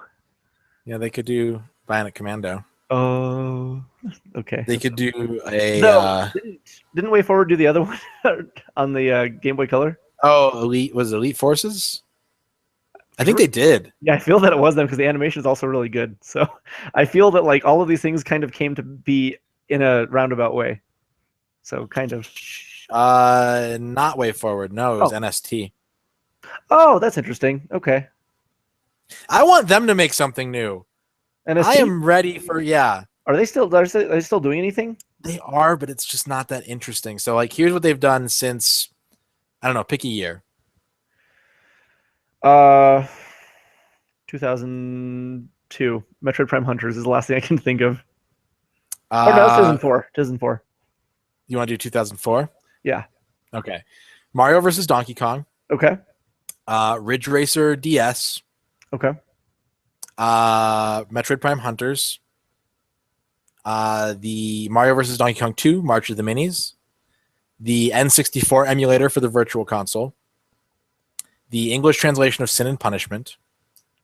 Oh, interesting. Okay. Masterpiece mode for Brawl. Ah, okay. So there's been like working on a lot of emulation kind of stuff too. Okay. Yeah. Crosswords DS. Mario vs. Donkey Kong Minis March 10. Mm-hmm. BBC iPlayer channel. Mario Calculator and Clock. Animal Crossing Calculator and Clock. Aura Climber. Mario vs. Donkey Kong Miniland Mayhem. Kirby TV channel. Cute. Wii U chat. Crosswords Plus. Wii Street U. Wii Street U. Okay. Mario and Donkey Kong Minis on the Move. Mario vs. Donkey Kong Tipping Stars. And Mini Mario and Friends Amiibo Challenge. Oh, yes, that makes sense. Yeah, that seems like you're the ones always in charge of the Mario vs. Donkey Kong like sub-series. And they're not bad games, but if you go back, like they did Ridge Racer 64, they did Bionic Commando Elite Forces, they did Wave Race Blue Storm. I booted that up a few days ago, and I was like, shit, that was NST. Good. So good. That was such a good game. But yeah, they're primarily like in charge of handling all the emulator stuff for Nintendo. That's interesting. They did the GameCube Legend of Zelda Collector's Edition disc. Okay. That was that. They had Project Hammer, which I was pretty excited about for a while. They're literally Nintendo software technologies. I mean, like that's like their focus. The fact they actually make games is kind of interesting. Yeah, they make Nintendo apps. Like, if Nintendo starts doing like spreadsheet programs for phones, it'll be NST. Yeah.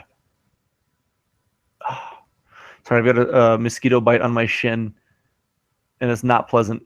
Make an X with your thumbnail over it. I do that a lot with mosquito bites. I don't think you're supposed to do that, but I do it anyway. Yeah. Whew. Okay.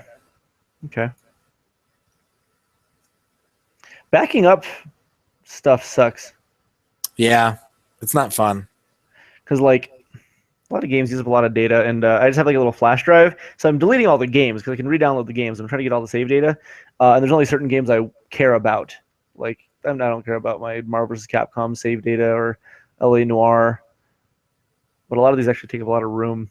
And LA Noir got really, really cheap. yeah, it's like I was at GameStop the other day and it was like $1.50. Yeah, it's like nothing. And I like the game, but for $1.50 especially, like it's absolutely astounding. But yeah, it's weird when games get that cheap. Yeah. Think of how much money that game cost so they could like remake their money back, and now it's just like it's a soda. Yeah. Do I want to eat or have like a 60-hour adventure? Yeah, could get half of a Big Mac. Yeah, it's pretty crazy. Mortal Kombat. All right, we're deleting you. Yeah, I mostly just want like PS1 and PS2 save files, and then a handful of PS3. So I'm trying to like back everything up and get it all prepared, and it's a whole thing. Yeah. Dumb. Is there any big news this week? There was a few things that I was like, oh, got to talk to John about that. Yeah, a lot of the stuff that's been going down has been like, there's been a lot of like corruption things with Counter-Strike sites and. Oh yeah. I was reading a bit about this. It's always weird that game scandals happen. That's interesting. Evolve, the game that came out like what, last year? Yeah. It's been pulled from Steam. Interesting. Does it say why? Is that like a licensing dispute? It looks like they're actually going to have a stream tomorrow with a really big patch that's going to effectively change the whole game. So I don't know if they're going to make it free to play. It sounds like free to play. It sounds like they're gonna take that game and make it free to play and go microtransaction. Okay. That'd be interesting. Pokemon Go microtransactions. I think you could still earn everything in game. I like this picture. Square Enix Montreal, who did Hitman Go, which if you've never seen it, is one of the most like delightfully visually presented games. Yeah.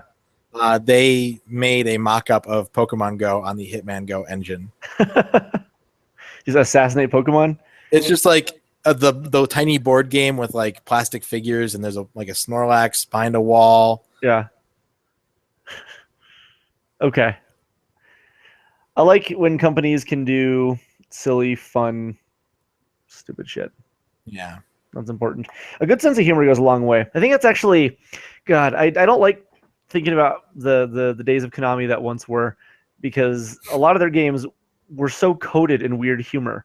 Metal Gear and Castlevania especially, and it's easy to think of those games as being serious, but they had such a weird, like almost Nintendo styling to where like they were strange, you know? They had silly elements. They had secrets that were nonsensical. And to me, having any sort of levity in a game is so important, which is weird that I like Metroid so much because the games have virtually none, you know? There's almost no humor across the entire series. And I think the only part that I can cite is in Metroid Prime, you beat like the big snow rock monster boss, and after it explodes, like a rock hits Samus in the back of the head. And it's really funny to me, but like it's almost out of place, but I like it. Yeah. You know, because it's like that never happened. That's not happened in this series ever. You know, Samus doesn't ever trip and like, you know, smash her face against her visor, or like nothing silly happens. I don't know. Ooh, Last of Us patch. That's going to be a big one. One thing that happened today is that because Microsoft announced that Red Dead Redemption is going to be backwards compatible. Oh, yeah.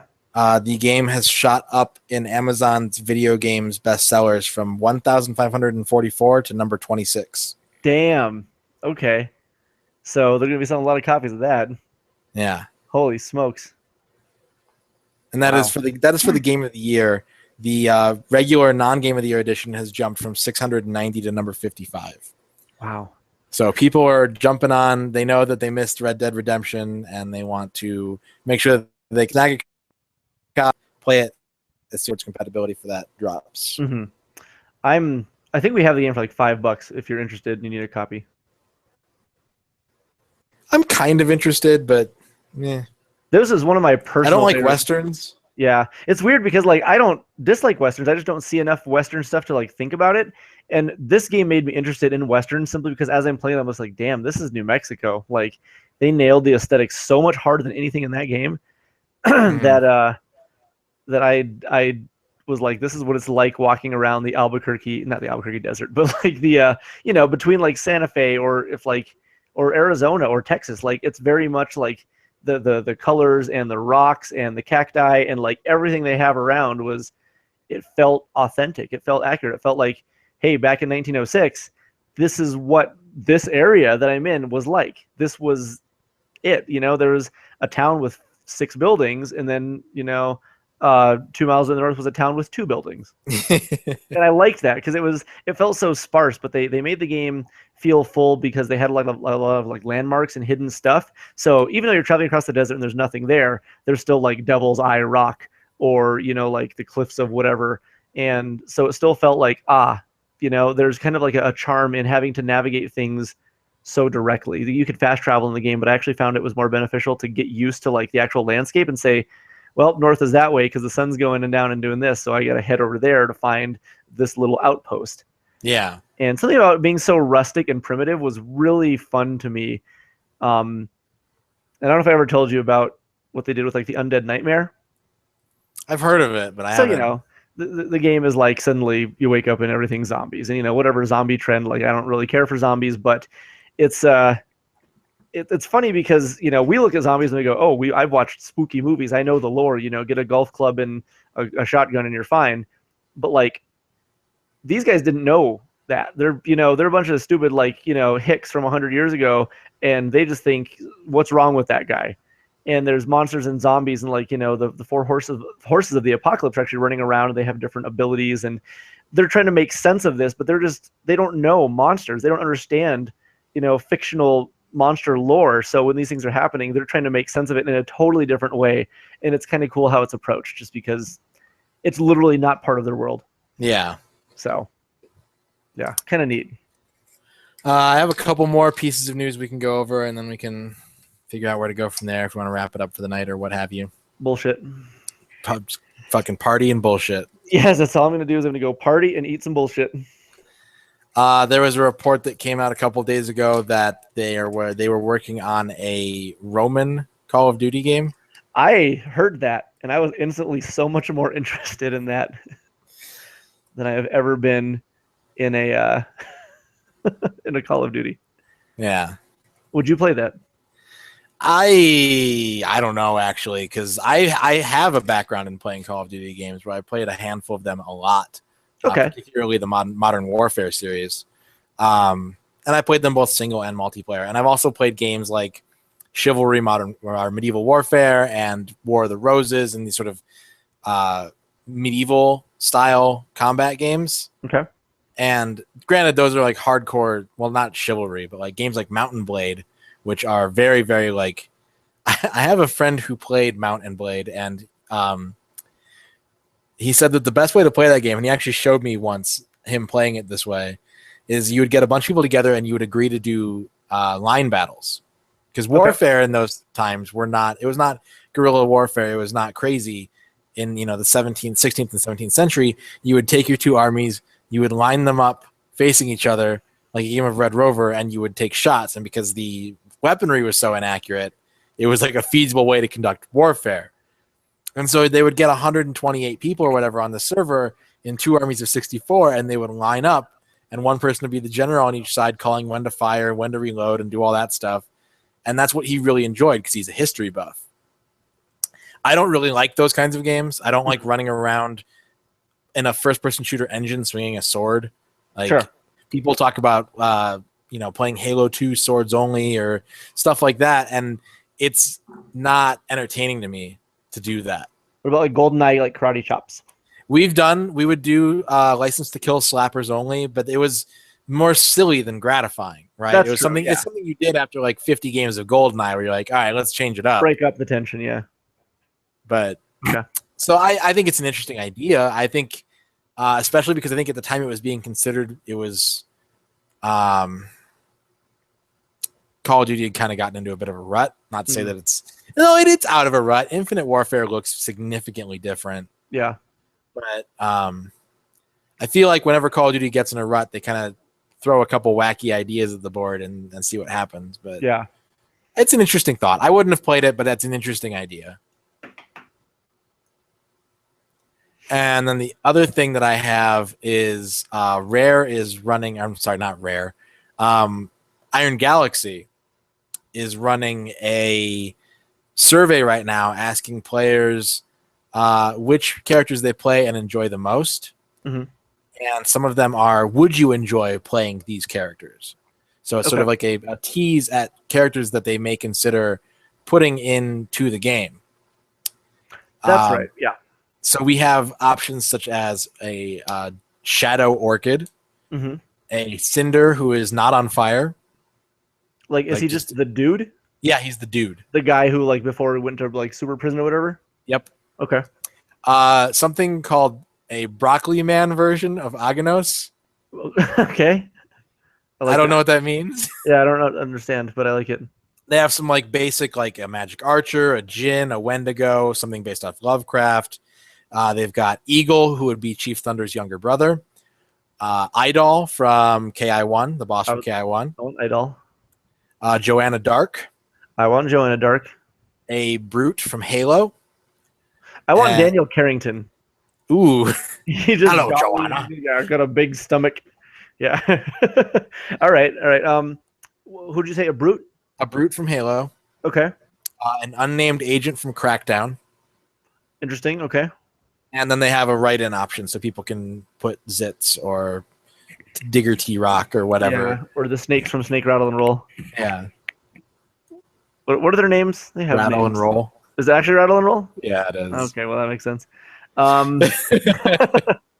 Okay. Maybe you could just play as a big, like a Balls 3D inspired fighter, but it's all made out of Nibbly Pibblies. Nibbly Pibblies, exactly. Conquer. Yeah. You play as Conquer. That man, people would be so mad if they like teased Conquer and then like KI season 4. Yeah, I would laugh. So at this point, I would too. Like I would be just. I couldn't be too mad. I would just be laughing. That's funny. Backing stuff up onto a PS3 takes a long time. It does. PS3s are very, very slow when it comes to data. The trick is how to back it up to an external hard drive, swap out the hard drives with the working system, and then move it all over. And yeah, I know it's a thing. That's okay. That's all right. Oh, Mario 3 Speedrunner was on Stephen Colbert. Yep, it's pretty significant.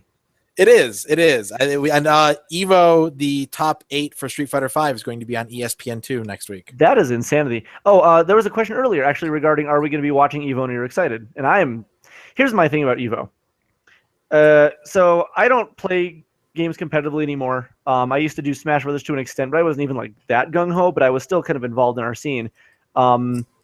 But to me, watching professionals play on that level is so fun to me, regardless of the game. I don't even like Tekken. I have no interest in playing Tekken. I don't like it. I don't like the mechanics. I don't like the way it feels. But I like watching high-level play, especially when it comes to like semifinals and finals, because I like seeing that, hey, these are the top 2. And when it's getting like this close, I don't even care who's winning, but like someone's winning, and when it's in a clutch, it's very fun to me no matter what. Yeah. You know, especially when something big comes out and pulls or like a big upset occurs, you know, you've got 2 pixels of health left and suddenly the other guy comes out of left field and demolishes the whole thing. And I have a fun time watching just these people do their thing as well as they do. And I am probably not watching Evo this year. Sure. Because there are 2 types of games that I like to watch at Evo. There are the types of games that I enjoy playing and I enjoy understanding as much of the high level form of that game as possible. And there are games that I think that are fun to watch. Sure. And sadly, when they announced the lineup of games this year, none of the titles. I'll probably pop in and watch some Street Fighter V pools to see if like I want to give it a shot and see like what do I think about the highest level of Street Fighter V play. Because I've watched some tournament clips. I've never actually watched a tournament of the game, and if you're going to watch one, Evo's the one to do it because it's the best commentators, the best crowd, all that stuff. But I don't know if you know that Jeffrey Pye's brother is in Daigo's pool for Street Fighter I 5. saw that. Yeah, he's gonna like try to win 2 rounds and just get demolished. Yeah, that was interesting to see. But all of the games that they're playing this year, I have no interest in watching. I really don't, and it's a shame because I love watching Evo. It's one of my favorite parts of the year. Mhm. But I've tried to force myself to like watch the games that I don't like and just sort of feed off the energy and the excitement, and I just get distracted and bored. Watch just finals. Because I mean, I honestly don't see too much unless I'm watching a friend happen to be on stream or something. But like, I do Yeah. enjoy watching the finals, and I'm curious to see. You know what I like is that people get really worried about seeding, and to me, seeding is. I understand you want to play like a new set of people, but I've always sort of been like, hey, if I go to a tournament and I play my best friend first, that's how it goes. I Yep. I don't get like worked up by it. I just think that's the nature of the beast. But like, to be the guy who is excited, I'm saved up all my money. I'm going to drive or fly to Vegas, and I'm going to get out there, and my first match is against Daigo. Match Yeah. 1. I'm the first person who's going to lose to him. Yep. Like, but there's also kind of like, that's an honor because it's like, you get to fight like, the I don't know, golden dove. I don't know whatever the term is. Well, but there's a lot of talk in sports where, like, if you go to a golf course and like a pro golfer is practicing at your course that day or whatever, and you Mhm. think like, oh man, I just want to play with you, like then you're going into it the wrong attitude. Yeah. You need to be thinking like oh, it's an honor to lose to you is not the right attitude. It's supposed to be like, if I'm gonna win this thing, I got to go through you anyways. Mhm. So Yeah, that's true. And so Ken says, I don't know why they have 2 Smash games in EVO this year. And I can tell you, I mean, I understand the Smash culture is something that I'm very much a part of because I see it and I've participated in it for so long. But Melee is arguably the most important Smash game because the level of competitive nature that it involves is very, very, very, very, very widespread and recognized as being the most competitive of the Smash games. Mechanically, absolutely it is. And there's no doubt. I don't play it anymore, and I don't care to, simply because I am no longer part of like caring about why. Because it's not my culture anymore, but it's a culture that is still very prevalent. And a lot of people, I still sold another copy of Melee today because some woman was so excited because that's the game she used to play and she used to play competitively. She bought another copy, wants to get back into it. Boom. And the fact that scene is still alive because of the way the game is like mechanically like presented, I think that's absolutely incredible. And so because it has that element of depth and interest, it's pertinent to say that Nintendo is supporting their own game and they're putting it out there, but they still have to promote Smash 4 because that's their newest baby. That's the big moneymaker. That's a game that's still on shelves, that's still selling. And they have to say, hey, we're not going to support a 15-year-old game and not support our 1.5-year-old game. Like they really do, I think, need to push both of those vehemently because Smash 4 by itself as a competitive game is not the same level as Melee is. And I have more interest in Smash 4. I understand why Melee is so important. The discrepancy tends to stem from this on a lot of people's perspective on this issue, because I'm not a part of the Smash community, but I am sort of adjacent to a few Smash communities, and so I see the split. There's a massive divide between Melee players and Smash 4 players, and there's no overlap. Like there are people who do play both games, but like on a serious level, it's one or the other. Yeah. The reason that a lot of people get heated about this sort of subject is rooted in the whole Smash isn't a fighting game thing, but the big issue is that since 2007, 2008, when after Street Fighter 4 came out, because prior to that, EVO was sort of a collection of just like what was considered to be the best fighting games, the most competitive fighting games. Mm-hmm. It didn't matter how old they were. It didn't matter if they had to wheel in arcade machines to play the correct version of the game. They would just do it. But EVO got too big to really support that kind of mentality. And it also became, to some degree, corporate, where it was about advertising these new games and moving copies of those games. So what you see nowadays is you don't see Tekken 7 and Tekken Tag 2. You don't see Street Fighter 5 and Street Fighter 4. Even though these games are mechanically different, the idea is that it's got to be the newest one. Mm-hmm. And if the newest one isn't good, then we're not going to have that game at EVO until the newest one is better.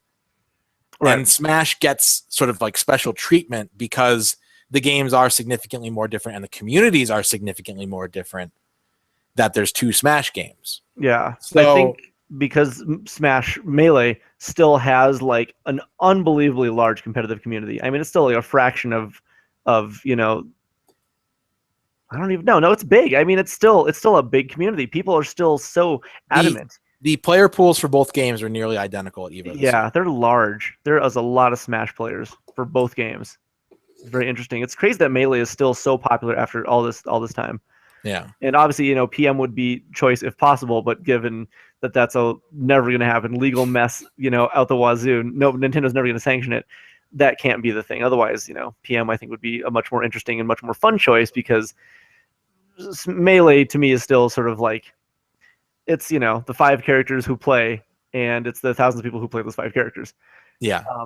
Whereas, you know, Smash 4 has a different meta, and it also has a much wider range. And so I'm curious to see, you know, especially since EVO last year, 7 characters have been added, you know, maybe like 6 at this point. It was because Lucas and Ryu, I don't think were allowed, if I'm not mistaken, and they were like the ones that came out like right around that time. But since then, Lucas, Ryu, Roy, Cloud, Corrin, and Bayonetta are all now part of the game. They're all part of the main game. We could see something that is more interesting, you know, as a whole. And now that the game has had more time to develop meta as well, it might be more interesting. But, you know, knowing the mechanics of Smash 4 or Smash Melee, I do like watching it, because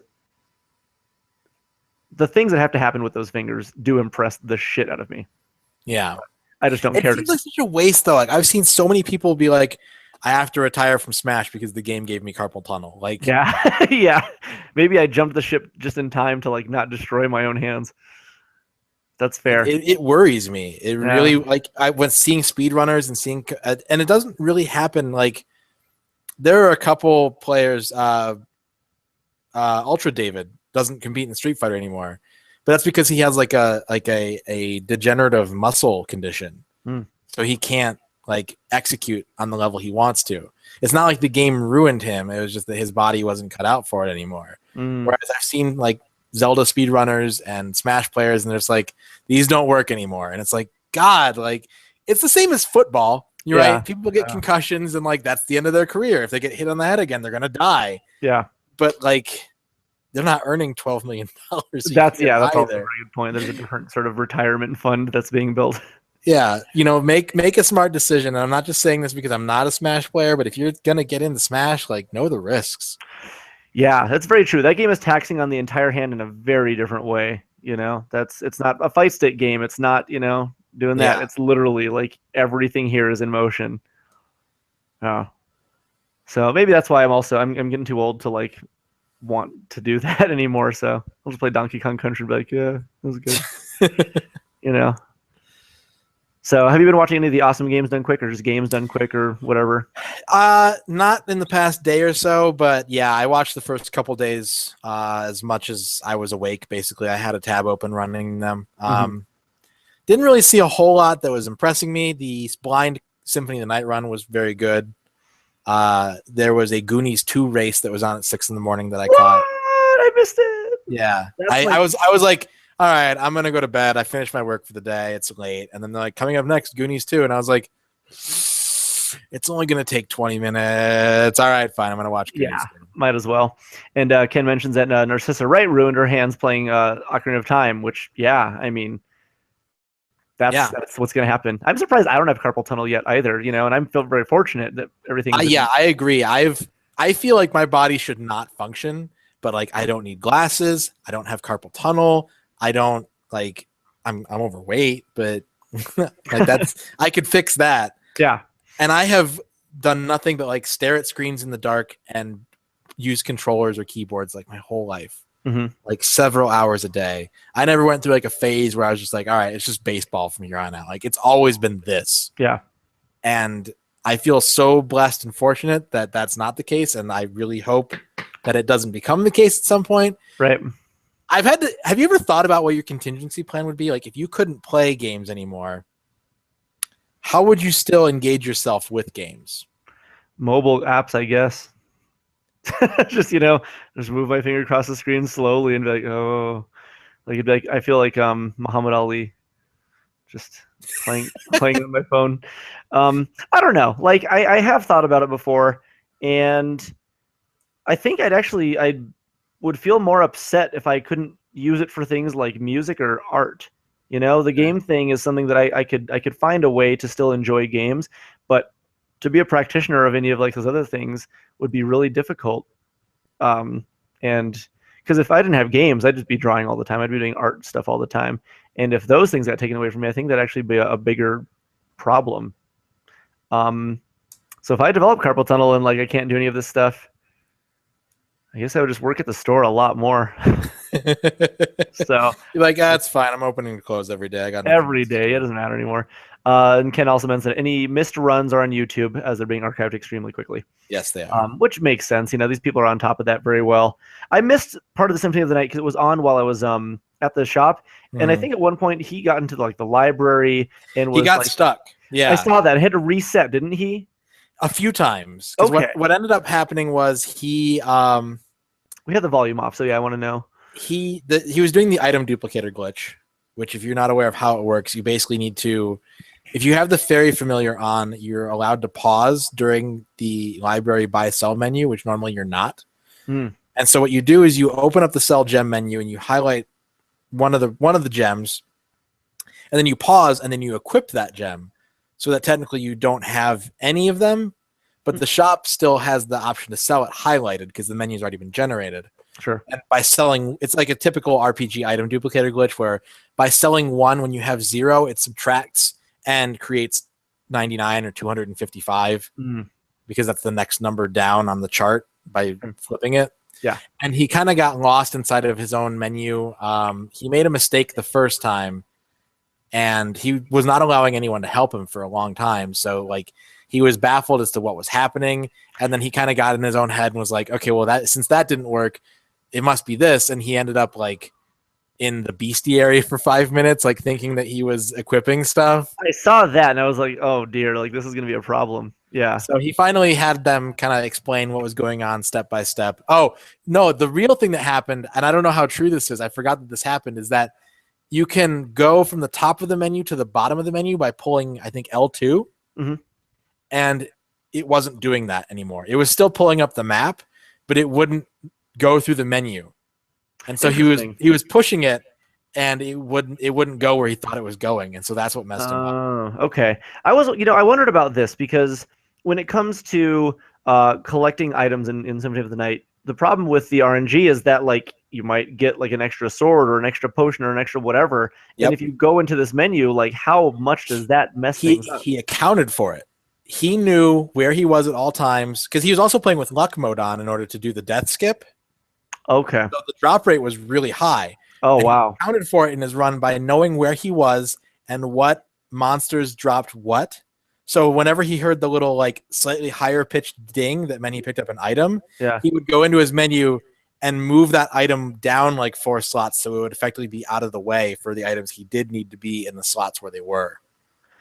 And he would say like, okay, I killed this axe armor, so he dropped this item or that item. And he would go, like if he was just moving blank slots, it was fine because he didn't get that item.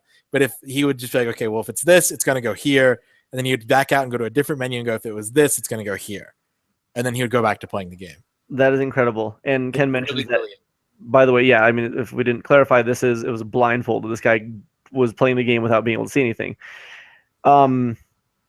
To know a game that well, I'm fascinated by it, and I have no desire to ever be on that level with a game. That's sort of what I feel, and I don't know, because even a game that at one point in time that I've memorized to the point of like, super simplicity, that degrades for me very quickly. And so while I could beat, Metroid Zero Mission 5 times a day in less than an hour each, maybe, like I couldn't do that now.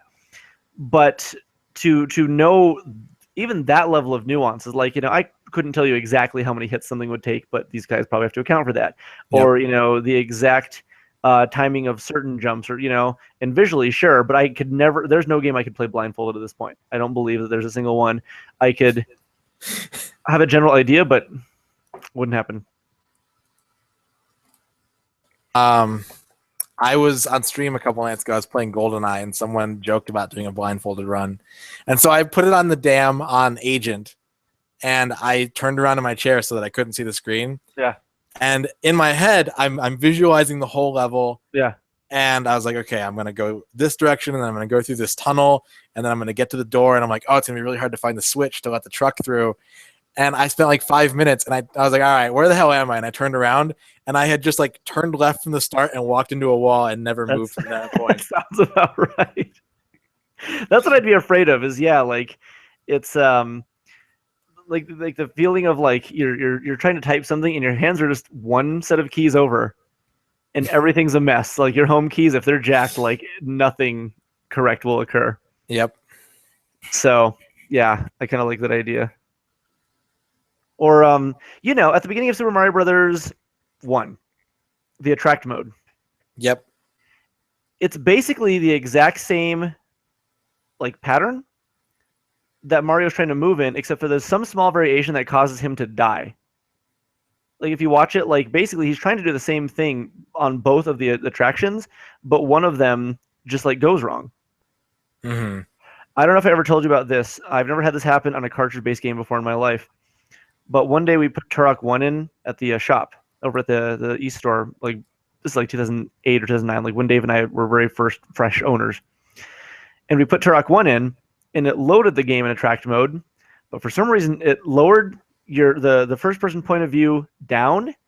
It was at the incorrect starting spot, and so it was going through all the programming motions, but he was just jumping into walls and dying and like drowning and like just falling off of cliffs and stuff, and it was so surreal. And at the time I didn't have a phone that was capable of like recording any of this, otherwise I would have gotten all of it.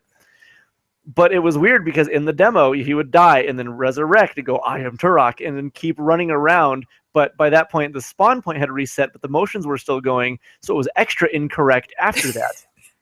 And I've never seen a cartridge game do this before in my life.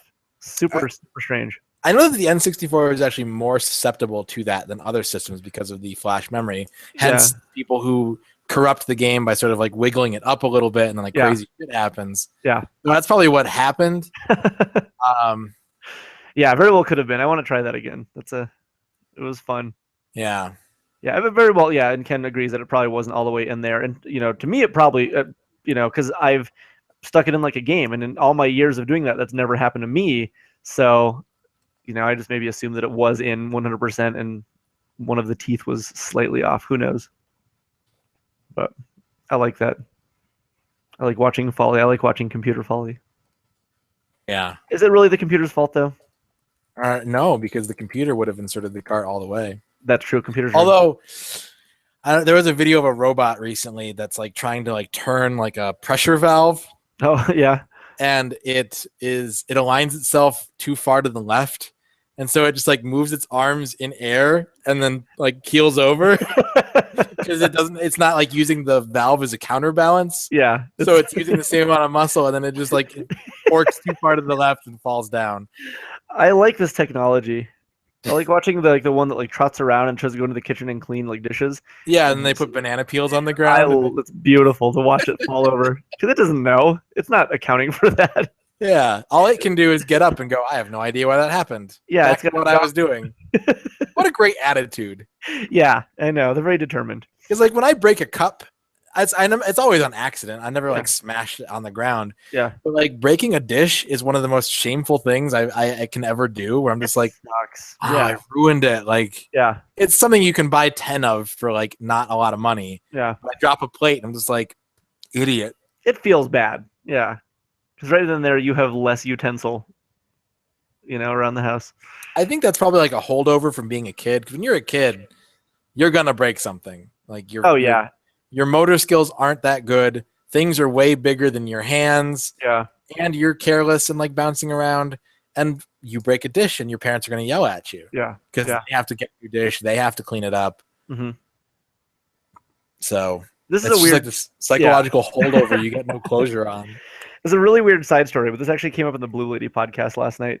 And it made me laugh a lot because my friend Michelle was over at like one of her friend's houses, and her friend has this little daughter who's like 3 or 4 years old, and what she was doing is she was putting peas on a knife. She was just lining them up on a knife, and the mom got really mad, and she didn't actually address the issue by saying, please could you not do that. Her first response was the punishment, which is do you want to go sit in the other room? And the little girl's response was just, no, because she didn't want to do that. Like it was a proposition and not like a threat. Right. And so I think of like kids, and it was always don't do this, but it was never don't do it. It was always like, here's the punishment. Do you want to get spanked? Parents are so exhausted at that point. Yeah, because they have to raise you for 2 years where you can't be reasoned with. Yeah, you just cry, and they get no sleep, and there's not a two-way bridge. Yeah. So by the time that you can be reasoned with, they're just so fed up with it that they just jump straight to like, I don't have time for this shit. Yeah, Stop. I'm not going to tell you what you're doing, but you're doing something wrong. Yeah, here's the consequence.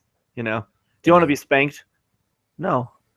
But I don't know why I would do that. I don't know why I would, say yes, because I'm not doing anything that warrants it. Yeah. Except for breaking dishes. Yep. I had a friend in middle school. It's like 8th grade, I think.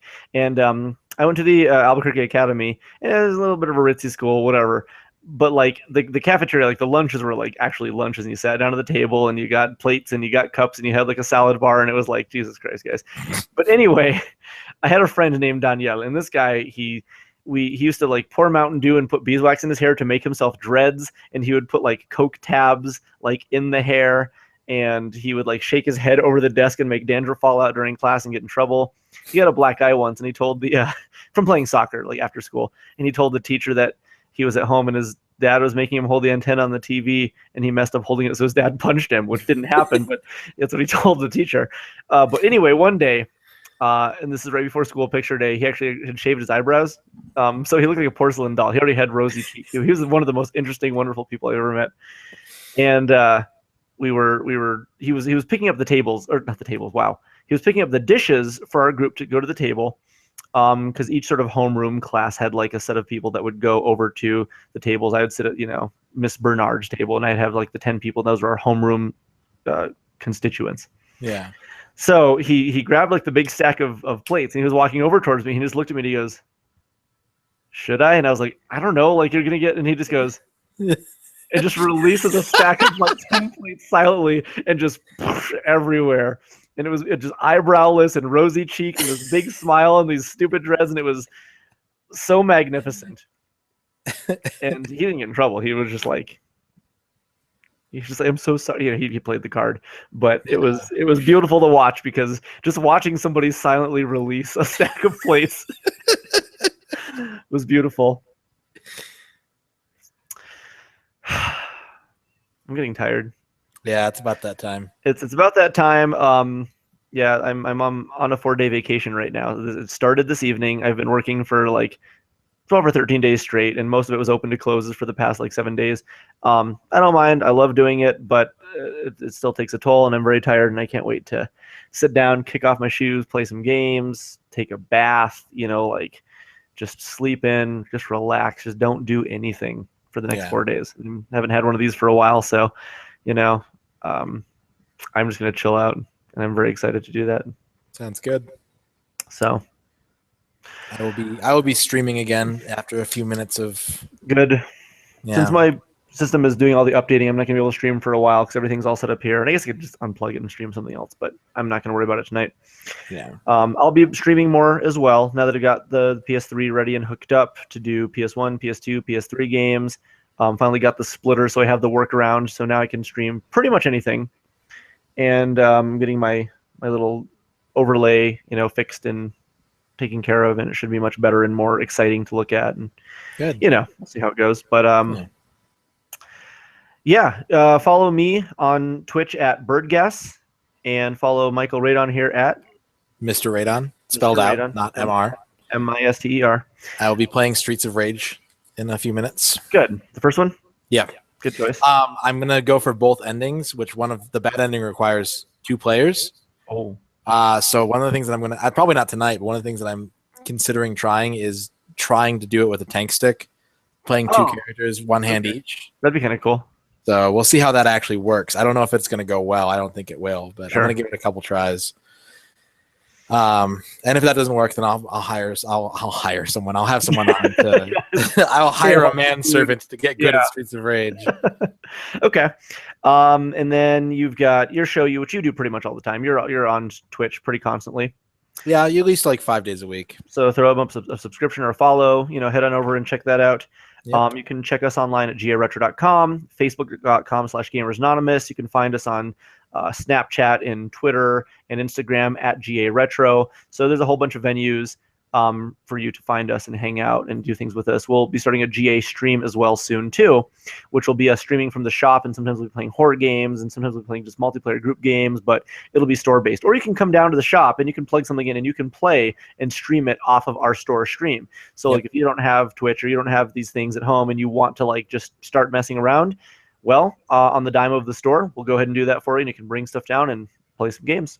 So, it's a good time. Also, be sure to check out what's your podcast, your new one that you're doing. It's not ready yet.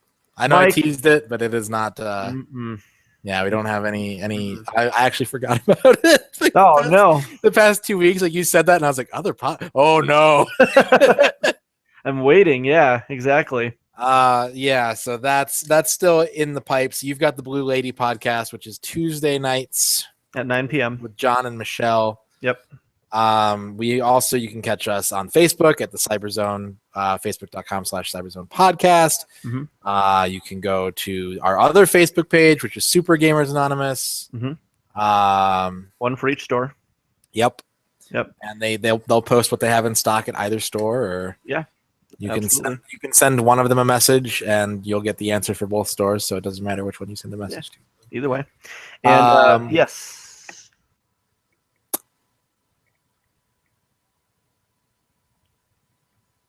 I don't know. Okay. This Friday at both stores, 8:30 p.m., we are going to be watching more Twin Peaks, getting back into our weekly watching, 2 episodes per week until we finish the whole series to prepare for next year. So if you guys want to come down there, it's totally free. You can bring pizza, you can bring drinks, and it's going on at both stores every single Friday at 8:30. So if you're in town, check it out. And if not, watch it on Netflix. Move to Albuquerque. I won't pay for any of that because I can't. And we hope to see you, next week. Yeah, for more CBA, Les Zones du CBA.